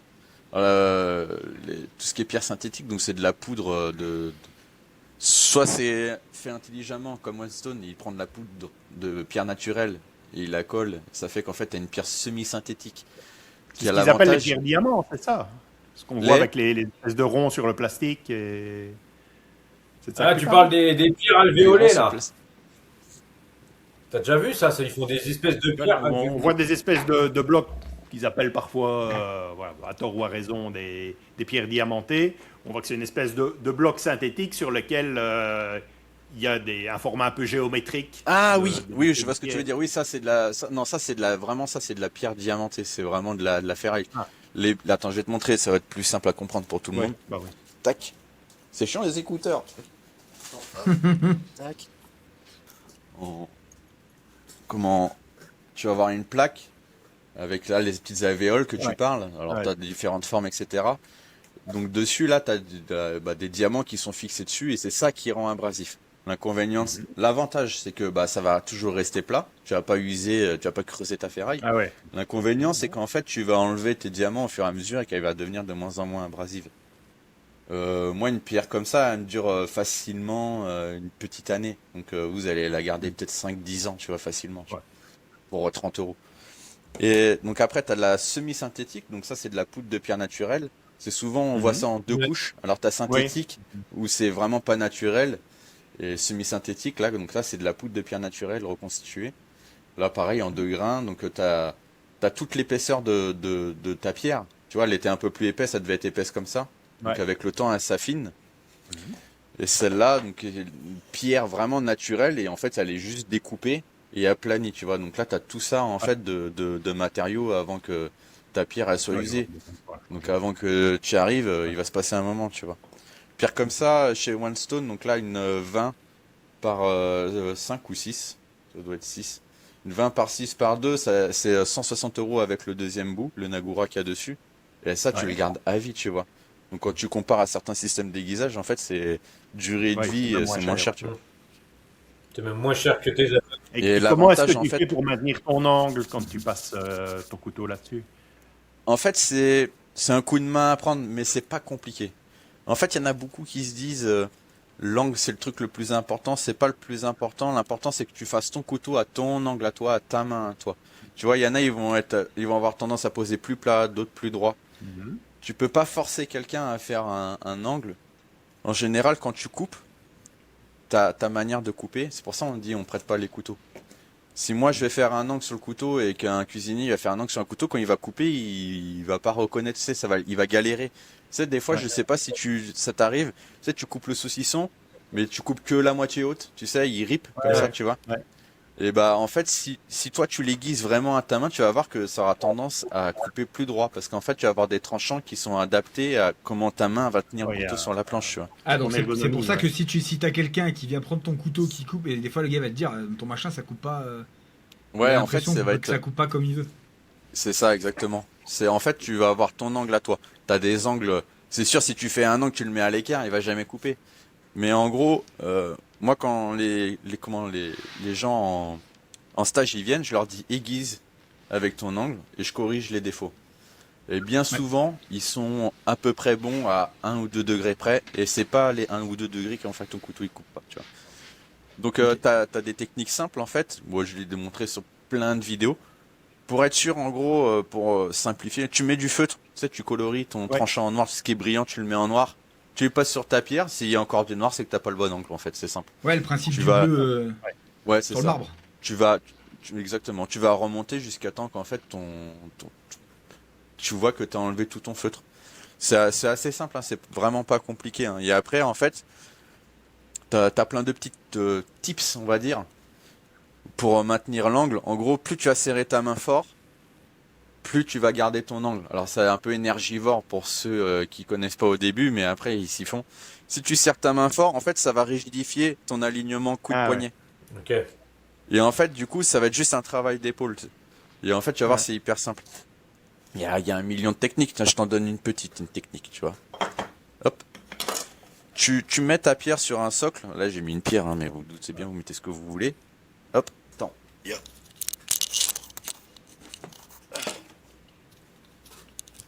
Si vraiment t'as du mal avec l'angle, tu mets ta pierre. Voilà. Ouais. Ouais. Tu mets la pierre sur le socle. Tu fous un peu de savon sur le côté. Ah ouais. Tu tiens ton couteau. D'accord. Pour que ça Et glisse. tu glisses ta main. Tu glisses ta main dessus, en fait. Je vais sortir une dinguerie. Et là, t'as forcément le bon angle, en fait. Ça marche à la vaseline? Tu peux. Je l'ai vu arriver. Je l'ai vu arriver. Je évident, l'ai vu hein. sourire au fur et à mesure. Je me suis dit, il va sortir une connerie. Et je la sors, je la sors pas, je la sors, je la sors pas. J'ai pas essayé, mais je pense que ça marche à la vaseline aussi. En gros, t'as un million de Ah mais non, mais elle est techniques pas pour que bête. tu gardes ton Donc du angle. coup, ça te bloque la main en appui et tu restes complètement. Ouais, c'est ça, en fait, ça fait comme un Bah rail, ouais. tu vois, tu peux pas te gourer. Après, tu vas galérer un peu sur les couteaux un peu courbés parce que pour avoir la pointe, tu vas voir qu'il va falloir que tu lèves ton couteau. Mais en fait, c'est simple, tu poses ton couteau, si tu vois de l'ombre en dessous de ton tranchant, c'est que t'as pas le bon angle, tu vois. Donc tu vas bricoler. Mais en général, quand tu coupes, tu imagines, tu coupes un truc sur un plan de travail, tu vas couper comme ça, en général, t'as le bon mouvement. Il y a très peu de gens qui ont vraiment une grosse difficulté, tu vois. En général, c'est des gens qui stressent un peu, tu sais, quand ils viennent à l'atelier, ils sont un peu intimidés, etc. Tu sais, ils veulent bien faire tout de suite. Ouais. Et en fait, dès que tu te relâches et que tu y vas, comme ça te paraît logique, tu vas voir que tu vas réussir à avoir ton tranchant. Ouais, et puis après, c'est expérience et à force de faire. Putain, c'est bien. Ouais, c'est ça, faut faire, faut pratiquer, hein. J'ai pas bien aiguisé dès le début, hein. C'est vraiment Oui, et un puis apprentissage, hein. faut pas chercher à être toi. Ouais. Non. Faut pas que non, le gars non, il cherche à être le pro qui fait ça. Donc c'est Surtout pas. Par contre, faut essayer d'aller le plus loin possible. En fait, moi, quand les gens ils viennent faire un stage, je leur apprends à aiguiser au 12 000 et avoir des résultats de coupe formidables. Et on a un petit concours ici, tu vois, il y a le BESS, c'est-à-dire ça calcule ta pression de tranchant pour couper un fil, qui a une norme. Et donc, bah, c'est celui, quand il y a des groupes, c'est celui qui coupe, qui a la moins de pression de coupe, tu vois, qui a le meilleur tranchant, en fait. On va dire un couteau neuf, un rasoir neuf, il le donne à 50 grammes de pression sur le fil. En général, tous les clients sont en dessous. Je crois le record, il est à 7 grammes, quelque chose comme ça. Ouais, je crois que c'est 7 grammes, c'est moins de 10 sûr.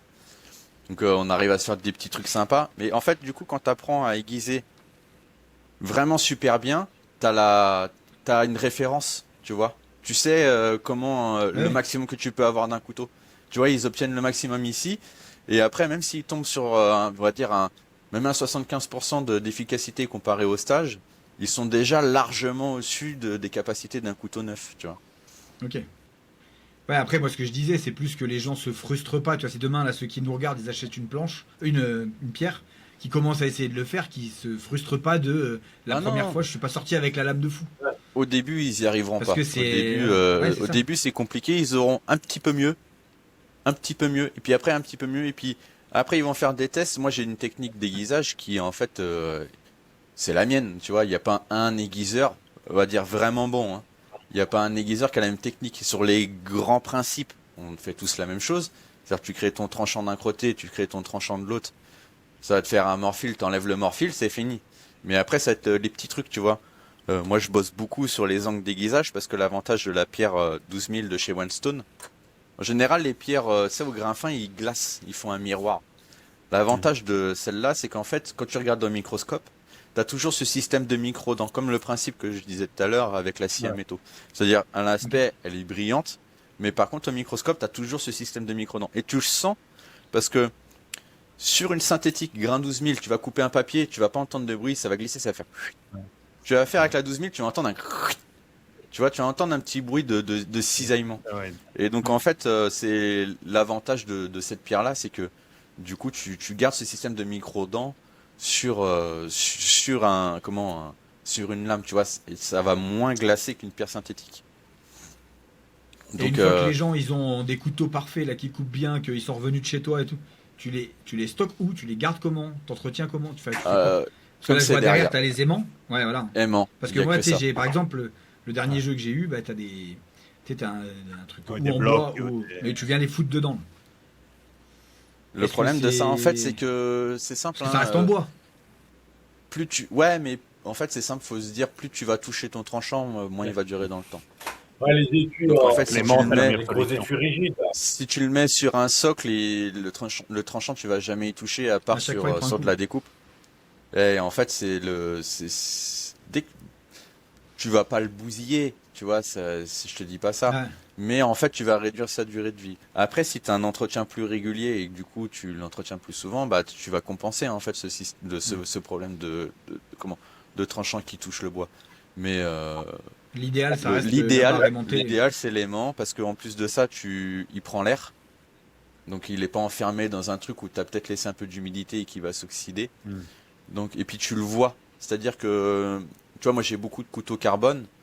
On va dire le carbone c'est la passion comme on dit, c'est parce que c'est des couteaux vivants. Ils vivent Ouais. avec toi, ils patinent. Et en fait, vu que tu le vois, bah s'il y a un problème d'humidité, tu vas le voir tout de Ouais, suite pas et le tu temps de vas pouvoir réagir, rattraper ouais. le problème tout de suite. Tu vas pouvoir enlever l'oxydation et avant même que ça se soit transformé en rouille, tu vois. Mais parce que ça c'est pareil, tu sais, alors moi ça c'est quelque chose que j'ignorais au début de ce que je fais là sur YouTube, mais le lavage des couteaux. Ouais. Tu sais, de Ah, les c'est passer simple, à le trop de lavage, flotte, ça se fait au ça les saucisson. flingue aussi. Mais Tu laves au en gros saucisson, ça les ça se flingue lave sinon. comme ça, hein, plutôt. Ouais, en fait, alors, déjà, la chaleur, alors je l'ai pas fait la vidéo encore, mais il faudrait que je le fasse. La chaleur a une incidence sur l'acier et va prématurément niquer ton tranchant. Sans compter les plaquettes. Je parle pas des plaquettes, là, je parle vraiment du tranchant. Tout ce qui est eau chaude, il a du mal, le couteau. Moi, je conseille en général l'eau tiède, voire froide, avec un produit dégraissant. Vous pouvez y aller, hein, au Pec-Vaisselle, il n'y a pas de souci. C'est juste pas le côté vert de l'éponge. Soit ton éponge elle est propre, soit tu prends sopalin, c'est très bien, ça marche très bien. Tu Et t'essuies frottes, dessus. vraiment faut. Ouais, t'essuies, mais c'est pareil, c'est une technique. Le problème c'est que quand tu commences à avoir des couteaux qui coupent, tu commences à avoir le danger. Et moi c'est Ah. souvent les gens ils se blessent, c'est au nettoyage. Tu vois, bah la dernière blessure c'est au nettoyage pour moi. En fait, tu vois, faut que tu prennes un sopalin et que tu frottes, c'est en fuyant ton tranchant. Faut pas que tu fasses comme ça, parce que là, ça rentre dans le doigt tout de suite. Et faut pas que tu ailles plus loin que la pointe. Tu sais, faut que tu fuis la pointe et tu recommences du talon. Tu vois, moi, j'ai plus malin que les autres. Tu sais, c'est avec l'habitude. Je dis, ouais, t'es indestructible. Tu vois, j'ai fait comme ça. J'ai chopé la pointe du couteau. Le kiridashi, il a traversé toute la lame et j'ai fait un steak avec un petit carpaccio, tu vois. Tu rigoles, mais bon. Donc Super. ouais, tu peux le nettoyer au dégraissant si c'est vraiment t'as fait du Ok. travail gras. Euh, les trucs à éviter, c'est tout ce qui est agrumes, tout ce qui est acide. Après, ça dépend. T'as une lame inox, ça va pas poser de problème parce que bah c'est de l'inox. T'as une lame carbone, va falloir que tu fasses très attention parce que ça va tacher tout de suite. Moutarde, machin. Le sandbait aussi, c'est souvent que le sandbait a tendance à tacher les couteaux qui sont très hauts en carbone. Mais ta lame à vie, elle est là pour ça, hein. Elle va se patiner en fait. Quand la patine, c'est de la protection pour la lame, hein. Donc faut la laisser vivre. C'est vraiment pas un souci. Le problème c'est l'oxydation, la rouille dès que tu laisses Ouais. trop oxydé. Donc tu peux nettoyer, il n'y a pas de souci avec un petit dégraissant. Ce qu'il faut penser surtout, c'est le huiler derrière. Mais prends le pli de le faire même sur tes couteaux inox, ça coûte rien. Tu huiles, Donc, de huile des couteaux vierge. inox. Ouais, tu peux. Ok. Enfin, c'est pas indispensable. Mais en gros, tu prends le réflexe dessus, tu vas prendre le réflexe sur tes couteaux carbone. Ça va pas être ça va être ton petit entretien, tu vois. Tu vas laisser une petite couche de gras dessus. Tu vas prendre le pli pour tout le reste, en fait. Et tu conseilles quoi comme huile? Alors t'as une huile la plus reconnue en gros dans la coutellerie, on appelle ça l'huile de camélia, parce qu'en gros elle rancit pas, tu sais, ça fait une couche fine. En gros, faut que ça soit un couteau. C'est simple, c'est n'importe quelle huile vierge qui rancit pas et qui fait pas une couche hyper épaisse sur ton couteau. Le genre l'huile de coco, même si elle est vierge, ça fait une huile très épaisse. Ouais. Mais on a ce genre de problème avec les culottages sur la fonte. Ouais, voilà, Ah. c'est ça. Et en gros, après, t'as des petits pots de wax où en gros, t'as ces mélanges cire d'abeille, huile qui sont pas mal du tout. L'avantage de ces petits pots, alors de souvenir, ça doit être les blade wax. Tu mets blade wax, tu dois en avoir une tripotée sur internet. Et donc ça marche super bien. L'avantage, c'est que c'est un tout petit peu abrasif. Ça fait que si tu commences à avoir de la rouille, tu frottes en général, tu rattrapes ça super bien. Ça va Après, qu'est-ce que je peux donner? C'est une petite astuce pour les nettoyages quand ça commence à s'oxyder, quelque chose que je dis à beaucoup de monde. Donc comme ça, vu que ça va être vu, ça va aider beaucoup de monde. Si ça commence des couteaux carbone à s'oxyder et que ça commence à tacher fort en rouille, vous faites un petit sopalin avec du dentifrice. C'est un peu abrasif. Vous frottez avec le dentifrice, ça marche super bien. Liquide vaisselle et bicarbonate aussi, le grand classique. Enfin, il y a tout ce genre de choses. En fait, ça permet de rattraper les petites taches sans rayer la lame. Parce qu'au général, on a tendance à se dire, je prends le côté vert de l'éponge, je frotte, mais vous niquez vos lames à faire ça. Tu vas avoir les mecs qui vont commencer à foutre du dentifrice sur les planches de bras zéro. Elles sont rouillées, restez sous la pluie. C'est le gars, il a dit, hein. Le gars, il a dit, tu frottes, ça s'en va. En fait, ça fonctionnerait parce que c'est de l'abrasif, hein. Non mais je vois bien la vidéo, tu sais, le mec en train de foutre full dentifrice dessus, tu vois. Ça pourrait se faire. Tiens, et en tant qu'amateur, si tu devais nous conseiller une seule pierre à prendre, tu conseilles quoi? Une seule pierre.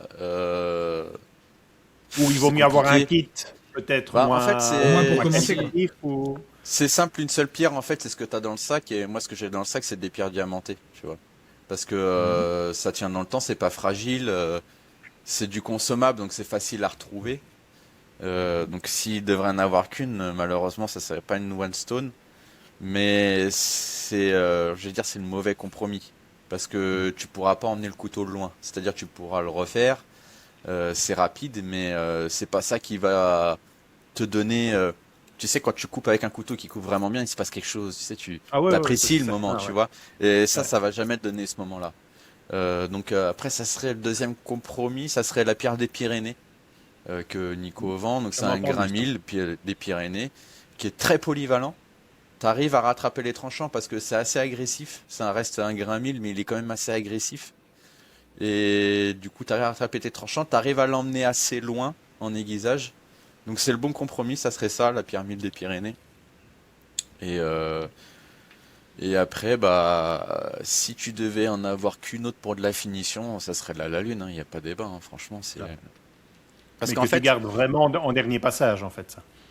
Ouais, c'est ça, en dernier passage et entretien. C'est-à-dire que j'ai fait une vidéo, l'entretien à la pierre à la Lune. En gros, tu peux rattraper, où je montre le avant-après, le couteau qui coupe, avec un test de coupe sur une planche, tu vois, où le couteau il tape, même ça frotte un peu.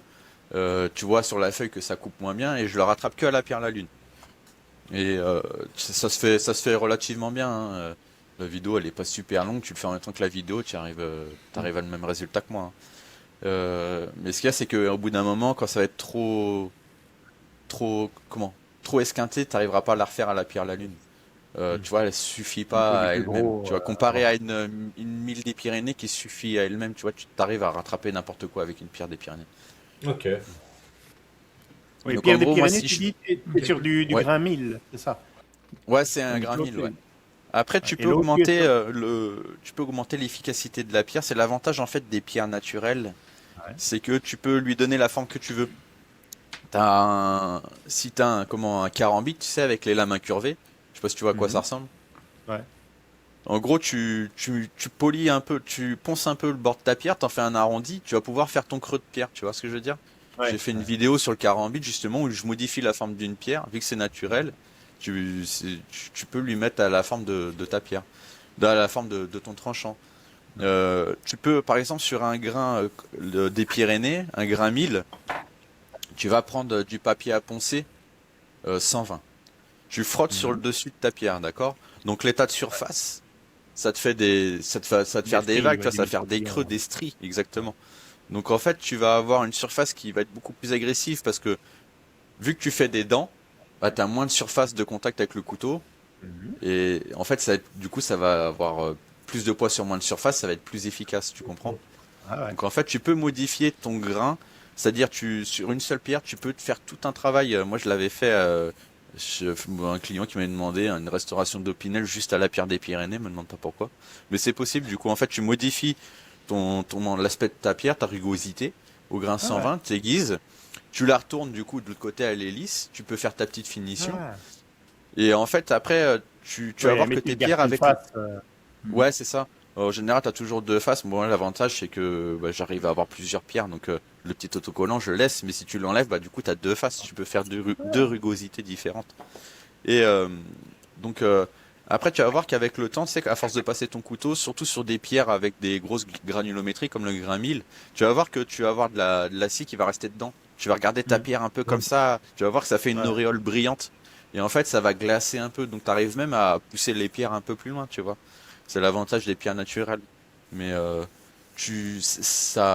comment dire, c'est vivant. On va dire une pierre naturelle, c'est vivant. Tu vas pouvoir la mettre à la forme que tu veux, etc. Tu veux bah, lui mettre plus de rugosité, tu me passes son coup de pied, ton papier à poncer en 120. Et puis après, bah, soit tu remets un petit coup de papier à poncer Ouais. plus fin, soit tu frottes avec ton petit Nagura et ça va revenir ta pierre toute lisse, tu vois. Ah. Et pour tout ce qui est pierres naturelles et semi-naturelles, trempage à l'eau ou pas? Ah En bon. fait, c'est simple pour le trempage. Si quand tu trempes, ça fait des bulles, c'est que ça doit être trempé. Si ça fait pas de bulles, Ah. c'est que ça n'a pas besoin d'être trempé, tu vois. Donc s'il y a une porosité, oui. Sinon, Exactement. En fait, ce qui est important quand tu fais tremper ta pierre, c'est la saturer en eau. Parce que si tu mets de l'eau sur le dessus ouais. et que tu frottes avec ton couteau, ça va faire de la limaille d'acier. Si elle est poreuse et qu'elle n'est pas saturée en eau, la limaille, elle va rentrer à l'intérieur. La limaille, en fait, avec la rouille, elle se dilate, elle gonfle, et en fait, ça peut te fendre la pierre, te la casser, tu vois.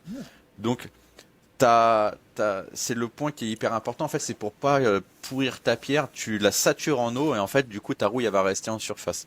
Et le fait aussi bah, que l'eau, elle va lubrifier ta pierre. C'est-à-dire que tu vas passer ton Ouais. couteau, la limaille, elle Ouais. va rester au-dessus, et la limaille, en fait, elle va t'aider à gagner en force d'aiguisage, parce que entre l'acier qui est trempé et la pierre, l'acier trempé, il est plus dur, tu comprends? Ouais.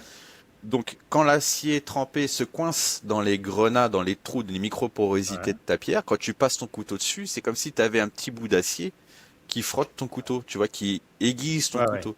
C'est pour ça qu'on dit que c'est important de travailler à la boue, parce que la boue, avec la limaille, en gros, t'augmente Ouais, ça, la force de son friction de pouvoir. ta pierre, tu vois. C'est pour Ouais. ça qu'on dit une pierre, la lune, c'est 8000, 12000, parce que bah, si tu lui fais Mm. une grosse aspérité sur le dessus, un travail avec la boue très épaisse, t'imagines que bah, c'est comme si tu passais ton couteau dans la boue, ça passe au-dessus, ça passe en dessous, ça frotte dans Ah, tous les ouais. sens, Oui. donc c'est Oui, très ouais. très dur. Par contre, tu vas la mettre à l'eau claire, donc tu auras que ta surface de ta pierre, ça va glisser, et en fait, du coup, ça va être vraiment plus du travail de finition, du démorphilage, tu vois. Ah. Donc en fait, c'est pour ça que ça sert à rien d'acheter 10 000 pierres, c'est 1000, 2000, 3000, etc. Mm. En fait, tu achètes une pierre de construction de tranchant, tu vois, grain 400 ou 1002 ou 1000 diamanté. Et après, en fait, tu fais aller une pierre, allez, maximum 3000, 6000, 12000. Tu vois, c'est le grand maximum. Ça sert à rien d'avoir plus. Et le cuir, parce que- quand Mais même, le ou pas? cuir, exactement. Le cuir très important. Ah là là, là, voilà. Un Picard qui se moque d'une Un belge, ouais. Ouais. C'est petit, Le ça. cuir, Le cuir, il est encore moins connu que le reste pour les couteaux, c'est-à-dire que c'est le truc qui est le plus étonnant pour les gens qui viennent faire un aiguisage. La pierre, ça reste encore, je vais pas dire démocratisé, mais ça paraît plus logique que le cuir, c'est stratosphérique pour eux, tu te fous de ma gueule, tu vois. Mais en fait, le cuir, il est là vraiment pour arracher les derniers petits bouts d'acier. Ouais. Euh, mais par contre, faut pas se faire avoir, parce qu'en général, ce que je vois trop souvent, c'est des gens qui vont par exemple aiguiser du 1200 diamanté. Donc ils vont faire un gros morphile, ils vont l'enlever à la pierre, et après ils vont passer sur leur cuir. Mais tu vas avoir des bouts d'acier qui vont être assez costauds dessus. Tu sais, le cuir il va noircir avec le temps, parce que Oui. tu as de la limaille qui va se mettre dedans. Mais du coup, quand tu vas par exemple faire un polymiroir, et c'est un gros défaut que beaucoup de monde a, Si tu vas faire un polymiroir sur une émouture scandinave ou quoi, c'est des grosses émoutures, tu vas passer sur ton cuir, ça va te le rayer. Parce qu'en fait, tu as laissé des bouts de morphile trop épais dans ton cuir qui vont rayer ton tranchant, tu vois. Donc en fait, le cuir, l'idéal, c'est d'en avoir plusieurs, tu vois, pour que tu puisses avoir un morphile, on va dire, un cuir qui va démorphiler des aciers un peu grossiers, un truc qui va faire des cuirs un peu plus fins. Donc en général, les gens, ils utilisent le cuir côté pleine fleur, c'est-à-dire c'est un peu granuleux, peau de pêche, tu vois, avec la pâte à polir dessus pour démorfiler, et après le cuir lisse pour vraiment faire de la finition, tu vois. Et Suivant ça l'usage. se nettoie un cuir ou ça change? Ouais, alors, allez, spoil, rien que pour vous. Ah. Spoil alert. Il va nous sortir ces trucs de soirée Ouais, chelou, là. C'est pas le bon cuir, c'est pas le bon cuir. Alors moi, j'enfile mon pantalon, je fais ça sur ma cuisse. Mais moi j'ai connu, tu sais, moi j'ai connu le cuir parce que. Attends, tu vas où là? Tu vas où avec ton moi j'ai connu? Non, Le gars. cuir, parce que moi, mon grand-père, tu sais, c'est lui qui nous faisait les cheveux à l'époque, parce qu'il était barbier, coiffeur au Portugal, et il avait le vrai coupe-chou. Et à la fin, il me sortait son bout de cuir là, schlac, il fait quoi là? Ouais, attaché au bout qui pend comme ça. Voilà, et tu tout le le temps et schlac, schlac. Alors, bon, après, c'est revenu un petit peu à la mode dans certains barbeurs, mais c'est vrai que personne. Bah, je sais que Tony, là où je vais, il l'a à la maison d'antan, là. Hop là. Il les a Le accrochés voir au bord revenu. du siège. Donc, tu vois, en général, la raquette qu'on a tous, tu vois, c'est ça. Tu vois, t'as ta bande en cuir, moi j'en ai deux. Le problème de ça, c'est que, bah, il y a bien un moment, tu le poses, et en fait, souvent, je la pose comme ça, et en fait, t'as le côté qui est là, qui est tout dégueulasse. Ouais. Donc, je cherchais des solutions, et là, en fait, ça, c'est un petit prototype, tu vois. Et en fait, tu vois, tu descratches. Ah ouais. Et en fait, du coup, t'as qu'une seule raquette, et tu peux acheter plein de cuirs différents. Putain, bientôt Arnaud qui va être mon associé, quoi. Non, bah, en fait, non, on est déjà dessus. Alors, c'est en train de bricoler. Le problème, c'est la planche. Tu vois, c'est le seul problème qu'on a pour le moment. Mais on a tout, hein. C'est bientôt fini. On va ouvrir ça avec le copain Joris de la Forge du Bas Agent. Et ouais, donc c'est la solution qu'a trouvée, et c'est la meilleure solution en fait. Ouais. Mais c'est encore un prototype, tu vois. Mais ça va arriver, hein. Ça va arriver prochainement. Et l'avantage de ça, c'est que tu t'es pas obligé de te racheter 17 raquettes, t'as toujours la même raquette, tu changes ton cuir. Alors les bandes, on va les faire accessibles, tu t'as pas besoin du coup de les nettoyer. Sinon, ce genre de truc, tu peux le passer au papier à poncer. Ok. Quand elles sont trop dégueulasses, ça commence à croûter là, le dessus. Hein, tu mets un coup de papier à poncer, en fait, ça va tout virer. Et puis après, tu remets ta pâte à polir et c'est bon. Mais le problème, c'est que à poncer, en fait, tu réduis la durée de vie Tu la défonces. de ton cuir, quoi. Mais ouais, si c'est sale, tu mets du papier à poncer, il y a pas de souci. Hein. Ok. Et après, le cuir lisse, t'as pas trop de solutions. Hein. Oui. Cuir lisse, t'as pas trop de solutions pour le nettoyer. J'ai essayé des produits de nettoyage et tout, mais en fait, ça glace le cuir. Après, c'est de la merde. Ok. Tu vérifies ton résultat comment? Enfin, toi, peut-être que tu... Alors, c'est simple. particulière, mais nous, en tant Tiens, qu'utilisateur lambda. je te le fais en live. Je trouve un petit bout de papier. Tac. Hop là. Tu vas aiguiser, c'est simple. Le premier truc, c'est qu'il faut que ça coupe une feuille. Parce que voilà, c'est ce qui est le plus accessible, c'est facile. Et on ne désaffecte pas en faisant ça. Parce que tu vois, c'était ça ma question. De me dire que quelque part, Non, je en fait, l'ai tu finis toujours affecté, par je veux réaiguiser tester, derrière. et au final, je coupe peut-être en l'air ce que j'ai fait. Non, après, tu finis toujours à la pierre. Et puis, du papier, c'est reste du papier. Hein. Ouais. C'est moins. Il y en a, ils disent faut pas couper du journal, mais ça me fait rire. Hein. Donc, tu testes, tu vois si ça accroche ou pas. Tu vois, là, ça coupe. Ça pourrait moyen. Tu vois, ça accroche.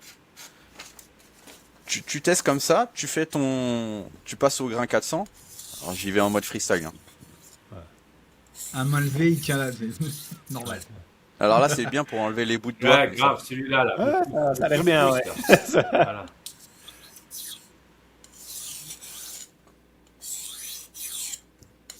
Ah oui, donc quand tu as fait, tu alternes à chaque fois. Une passe d'un côté, une passe de l'autre. Tu ne te fais pas complètement Ouais, à côté, puis complètement à Là, l'autre. c'est parce que le couteau il coupe. Tu vois, il coupe moyennement, mais il coupe. Ça veut dire que, en gros, c'est juste du travail sur le haut de ton biseau, sur ton biseau. Tu vois, vu qu'il coupe, t'as pas besoin de refaire ton tranchant. Là, tu mets un petit coup de cuir. En gros, là, le grain 400, c'est pour donner les points de repère. Hein. D'accord? Je te dis que il y a le câble, il va y Le- passer. Il va avoir des AirPods Express. Tu vois la Ah, différence? pas le même bruit déjà. En gros, rien au à grain voir. 400, faut que tu obtiennes ça. C'est-à-dire qu'il faut que tu arrives à couper ta feuille sans que ça accroche hein, au bout d'un moment Et des sur ton saccades, tranchant. ouais. Si ça accroche au bout d'un moment, tu continues, tu sais, tu passes. Et en fait, ça doit être lisse, ça doit être. Mais par contre, si tu fais un tube, normalement, tu dois pas réussir au grain 400. Enfin, ça dépend, hein, mais tu vois, ça glisse sur le dessus. Ouais, Tu vois? Ouais. Donc là, en gros, une fois que ça coupe comme ça va être de ce qu'on va dire la partie aiguisage. Ça veut dire la partie aiguisage, ça veut dire que tu vas affiner ton tranchant, tu vas le diminuer la taille des dents pour que ça soit. Plus tu vas avoir des dents fines, plus en fait ça va rentrer facilement dans la matière. Tu vois. Donc tu passes. Ouais, c'est ça exactement. Tu passes au 1002. Alors je le fais vraiment à la Walligen. Hein. Ah. Il y a des chances que ça marche pas parce que c'est un couteau de merde, la pierre est pas mouillée. Enfin, j'ai rien là pour que ça aille. Tu vois. Moi, j'ai une pierre parce que tu vois, alors, pas de, je cite la marque, mais tu sais, moi, je bosse beaucoup avec cette marque-là. C'est Kai et c'est la gamme Wasabi. Ouais. Moi, Ouais, ouais, c'est très bon, c'est une très alors, belle moi, j'ai gamme. pris cette gamme-là parce L'inconvénient, que c'est vu que que ça. je cuisine, je suis itinérant. J'ai pris cette gamme-là en Ouais. planche en plastique. Et en fait, vu que je me balade énormément avec mes couteaux, j'avais pas envie de me prendre, tu sais, des. Enfin, j'avais pas envie. Je voulais pas bousiller des très beaux couteaux. Tu vois ce que je veux dire? Je vois ce que tu veux dire. Non, non, c'est une très bon. C'est un peu le sabatier français, tu vois. Enfin, le sabatier japonais, c'est le très bon rapport Et qualité-prix. quand Hein. j'ai acheté ces produits-là, avec, j'ai eu offert, parce que j'en ai pris d'un coup, j'ai eu la pierre. Donc j'ai une pierre avec deux côtés, double face. Et Ouais. avec, ils m'ont filé un petit outil qui te met l'angle. Tu vois ce que je veux dire? Comme tu disais que tu appuies. Ah oui, Un un clip petit. sur métal, là, c'est ça. Mais alors j'aime pas parce que quand tu le clipses, bah, ça traîne la lame quand tu le poses là. Clac! Ouais, c'est exactement Voilà. ça. C'est pour ça. J'en ai un des clips et c'est pour ça que je le fais pas parce que en fait, tu rayes ta lame. Voilà. Bon, alors sur celui-ci, je pourrais pas le faire, hein, parce qu'avec l'épaisseur qu'il a, celui-là. Donc là, tu vois, Ah ouais. 1200. Ah ouais. Ah ouais. 1200 Ouais. diamanté, faut que tu obtiennes ça. Dedans, ouais. Alors, je sais pas si t'as vu, mais là, je l'ai pas. Tu vois, regarde là, ça glisse. Et là, tu vois, milieu de lame, c'est rentré. Ouais, d'accord. Ouais. Donc je sais que cette partie-là, tu sais, faut que je la rattrape. Ouais, En faut gros, travailler, ouais. En gros, tu pars du principe, la construction de grain 400, faut que ça coupe. Ok. Le papier, comme je t'ai montré. Et grain 1200, tu commences à choper le papier en arrondi comme Ouais, ça, c'est avec ça. un petit coup de cuir. Hein. T'as vu, je mets 5-6 coups. Hein. Ouais. Et après, en fait, tu vas affiner, tu vas mettre de moins. En fait, tu vas voir que tu vas mettre de moins en moins de force. Si par exemple, je fais un tube de papier et que j'essaye de couper, ça va pas passer parce que va falloir que je mette de la pression. Donc, c'est-à-dire, si j'essaye de couper comme ça doucement, ça va pas passer. Par contre, si je tape, Clac. ça va Parce que couper, ça tu va vois. planter et couper. Ok. Ben, c'est un peu ce que je voulais te dire ce que tout à l'heure, je c'est que ce qui nous dérange sur les, comme on disait, les couteaux à dents pour soit le saucisson, soit pour la tomate, c'est que c'est des couteaux, si tu n'exerces pas une pression, t'en fais rien. Hein. Ouais, c'est ça. C'est ça, c'est que la... en fait, quand tu coupes sans mettre de pression, bah déjà t'es moins fatigué et le fait de mettre moins de pression à la coupe, tu mets moins de pression quand tu arrives sur la planche, forcément. Ouais. Et du coup, tu vas le garder plus longtemps ton tranchant. Moi, plus tu sais que moi, Ça a un la avantage. plus grosse coupure que je me suis fait aux mains, c'est sur un vieux couteau mal aiguisé, où justement j'ai dû appuyer grosse pression. Ouais, t'as dû Et forcer. c'est parti en travers, rac! Et ça me rend fou parce que j'ai des couteaux qui sont pas trop mauvais. La seule fois où je me sers d'un couteau un peu dégueulasse, C'est avec une c'est bouse. avec une bouse d'un truc pourri. Et mais vraiment, je me suis découpé le doigt moche. Hein. Tu vois là si. Alors attends, je vais faire gaffe avec le fil. Tu vois si je passe. Tu vois là, je peux pas parce que faut que je mette beaucoup de pression, tu vois, pour que Ouais. ça arrive. Ah, Par ouais. contre, si je tape, tu vois, si Ah, je ouais. tape, vu que j'ai mis beaucoup de pression, ça a Ouais. coupé. Le fait de monter en grain, tu vas juste diminuer la pression de coupe. C'est-à-dire ce que là, j'ai dû mettre beaucoup de pression pour réussir à couper. Bah, je vais Ouais, mettre t'as moins une de pénétration pression. plus directe. C'est ça. Donc en fait, c'est pour ça, il y en a, ils disent, monter au-dessus de 1000, ça sert à rien. En réalité, c'est vrai, puisque tu arrives à Ouais. couper les choses. T'as vu, tu arrives à avoir des bons résultats au grain 1000. Hein. Le couteau, il coupait moyen. Je sais pas, j'ai dû rester peut-être 2 minutes dessus. Tu arrives à avoir un bon résultat de coupe. Mais Pas le même. voilà, c'est ça. C'est qu'à dire après, tu vas réduire ta pression de coupe. Et quand tu réduis la pression de coupe, si tu fais un filet de poisson, bah, vu que tu vas, les filets de poisson en général, c'est des matières qui sont un peu, comment dire, tu sais, Souple. qui aspirent, tu sais, ça colle, tu vois, Ça fait ventouse. ça colle. Ouais, c'est ça, ça fait ventouse. Donc en fait, t'as déjà cette succion-là de l'aliment. Donc en fait, si tu dois rajouter encore plus de pression, donc du coup, si Ouais. tu diminues la pression que tu mets sur ton tranchant pour couper, bah tu vas aller plus facilement à couper. Tu vois, c'est du point de détail au final. L'important, je te dis déjà, t'as ça. Tu vois, t'arrives à rattraper ton couteau nickel. Hein, tu vois, tu le refais, tu le refais propre, Mais en impeccable. parlant des poissons, je vais Mais te demander. Les couteaux à poisson, dis-moi. tu as deux écoles. Tu as le couteau à poisson souple. Alors, je te parle pas la forme. Tu as le fin, tu as Ouais, le couteau souple. Et là, j'en ai acheté un de la gamme Wasabi. Et il est très dur. Donc, c'est un couteau à j'ai- poisson, lame ouais, large et très dur, tout long. c'est ça. Alors ça, faut, tu vois, c'était une découverte pour moi aussi quand je suis arrivé dans l'aiguisage en coutellerie, j'étais un peu chauvin. Ah, c'est bon, les Japonais ils vont pas nous faire chier avec leurs Ouais. couteaux. On sait faire des couteaux en France, capitale mondiale de la coutellerie. T'essayes un Yanagiba tu te dis mais en fait mais c'est incroyable. Il est beau. Il a toujours pas de cheveux mais il est beau. Et donc ouais, tu testes un Yanagiba sur du poisson, tu te dis mais en fait mais ils ont tout compris, tu Ouais, vois. c'est vrai que c'est là-dessus. Donc c'est des manières différentes de travailler. En fait, eux, ils vont travailler d'une manière, les Français vont travailler d'une autre manière les produits. Et en fait, bah, ce que toi tu dois faire dans ça, c'est de trouver bah, ta technique de travail. Mm. Nos anciens, ils travaillaient qu'avec des lames souples parce qu'ils ont appris comme ça. Nous, on a la chance de pouvoir choisir. Donc en fait, bah, choisis ce qui te convient le mieux. Tu vois, toi, tu me dis que les débats, t'arrives peut-être du mal à découper. Ça se trouve, bah, il faudrait que tu restes sur du symétrique, à moins que tu arrives vraiment à trouver le truc avec des couteaux asymétriques. Mais peut-être qu'il y en a, ils vont préférer que du asymétrique. C'est Tu pas le vois. problème de la symétrie, c'est vraiment moi ce qui me dérange, c'est vraiment l'épaisseur de la lame en fait. J'ai l'impression que ça me Ouais. fait, comme tu dis, ça me fait trop Comme je te dis, délié en fait par rapport à. plus t'es épais, ouais, c'est ça. Bah, comme je te dis, c'est une manière différente. Tu vois, moi, en général, quand je le coupe quand je fais du filet ou quoi, tu sais, t'as toujours le truc, tu lèves la viande, tu poses ton couteau, tu sais, tu rappuies et tu tires. Et tu recommences, tu sais, Ouais. Ouais. tu lèves ta viande, et en fait, tu sais, tu remets ton couteau à chaque fois. Là où en fait il y en a, ils vont juste poser tu sais, le saumon, ils vont juste le passer comme ça et ça va couper Ouais, super ouais. bien. C'est une manière de travailler, en fait, c'est un apprentissage, hein, c'est comme tout. Hein. Ok. Donc Il n'y a pas forcément d'avantage, comme tu dis, c'est plus une manière, une technique qui. c'est une manière de travailler, ouais, c'est ça, c'est exactement ça. C'est une manière vraiment de travailler. Parce que en fait, tu peux avoir des lames très épaisses, mais qui vont avoir des tranchants d'aiguisage très fins et en fait, elles vont très bien s'en Ouais. sortir. Ben voilà, alors, je pense qu'on a passé vraiment un chouette moment. Hein. Je te remercie pour tout ce Bah, qu'on a avec grand appris. plaisir. Là, franchement, t'es un puits de science. Hein. Ouais, c'est Ouais, impressionnant. il y a mieux Impressionnant, encore, mais bon, impressionnant. j'essaye de faire au mieux que je peux, quoi. Ouais, bah, franchement, En aiguisage, top. ouais, il n'y a pas grand monde qui a essayé autant de trucs, je pense. Mais Oui, c'est pédagogique. Hein. C'est ça. C'est... ouais, bah j'essaie de vulgariser. C'est l'avantage d'avoir des stagiaires, c'est que tu comprends ce qu'ils veulent entendre. Du coup, c'est plus facile de communiquer dessus derrière, tu Ouais. vois. Bon, on mettra tous les liens hein, pour pouvoir te suivre. Ouais, avec Pour les plaisir. stages, comment ça se passe? Faut te contacter en direct? Il y a un site? Il y Ouais, c'est tout a... en direct. De toute façon, là Ok. où je suis Oh, le bon. plus dispo, c'est Insta. Ouais. Parce que YouTube, faut que ça passe dans les commentaires, Ouais, c'est donc c'est un pas... peu plus chiant. Mon tel, il est accessible parce que c'est un tel pro, donc il est accessible Mhm. sur Google. Vous tapez Aquare, vous le trouvez tout de suite. Mais ouais, Insta, en plus c'est bien parce qu'Insta ça fait vidéo et Oui. photo et en plus quand je veux vous envoyer des trucs, par exemple vous avez des questions mais j'ai déjà fait la vidéo dessus, c'est facile de vous Ouais, renvoyer le donc tu lien de la renvoies le vidéo tout de suite. lien. Ouais. Ouais, c'est ça, c'est plus facile. Insta à privilégier et puis après, tant que vous arrivez à toi qui as écrit Aquare, c'est que c'est moi de toute façon, donc vous Ouais, arriverez. ça marche. Et les stages, tu les organises à la demande ou alors ce sont des Ouais, non, non, c'est périodes... à la demande. Non, non, c'est à la Ok. demande. On se trouve une Il faut date vraiment et te c'est sur une contacter. demi-journée.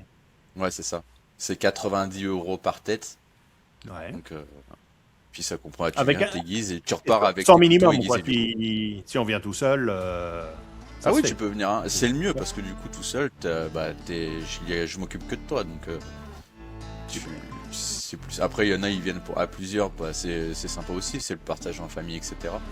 Mais tout seul, ouais, bah, c'est vraiment personnalisé. Et tu viens avec tes couteaux. Si tu as du matériel d'aiguisage, tu viens avec. Je te dis tes défauts par rapport à ton matériel d'aiguisage, parce qu'en gros, suivant comment t'aiguises, je vais le voir tout de suite. Ouais, diagnostic. Et ouais, c'est ça. En gros, c'est mieux quand j'ai tout. Et en gros, bah, tu repars. En général, on fait.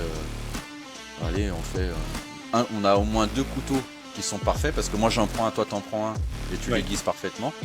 Et après, les autres, suivant ce qu'on arrête, tu arrives toujours à avoir au moins 5 couteaux qui sont refaits. En général, j'arrive à tout refaire.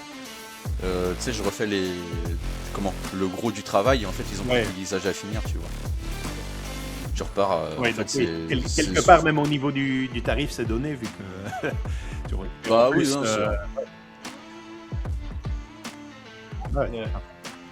ouais, c'est ça. Oui, bah, ça sert à rien de faire plus, honnêtement. Je pourrais le vendre plus cher, mais en fait, je me dis combien moi je mettrais. Tu vois, moi j'ai vécu très longtemps avec très peu d'argent. Avec la passion, t'as une passion, tu vois, le couteau c'était une passion. Et en fait, tu peux pas vivre ta passion parce que c'est très cher, tu vois. Un beau couteau pliant, c'est tout de suite 150 balles, un beau couteau de cuisine, c'est 200 balles. C'est une passion qui est un peu difficile à vivre. Et moi je me disais, je voyais plus la personne qui vient comme quelqu'un qui est capable de m'envoyer ses couteaux quand ils sont foutus et de lui faire un prix un peu plus bas. Et tu vois, mais au moins le mec il repart avec un vrai savoir-faire, et il n'hésitera pas à revenir s'il a un souci sur un couteau cassé. Que si je l'assassine comme les autres à 400 balles, jamais il revient, tu vas te dire. Ouais, non, ça c'est sûr. Ça marche. Ben écoute, on manquera pas de te suivre, de partager tout ça. Je le rappelle avant qu'on ne se quitte, pour ceux qui ne l'auraient pas entendu, j'ai pris la décision cette année de partager toutes mes formations en ligne gratuitement. Voilà. C'est quelque chose, je ne sais pas pour combien de temps je prolongerai ce cadeau que je vous offre. Donc pour ceux qui sont intéressés, allez vous inscrire directement sur le blog, sur la newsletter. Très simple, de toute façon, www.regiscalcus.eu, le lien sera en bas. Profitez-en et les amis, on se retrouve dans le prochain épisode, et si pas de toute façon l'année prochaine au Brest Festival. Allez, nickel. Salut. Ouais.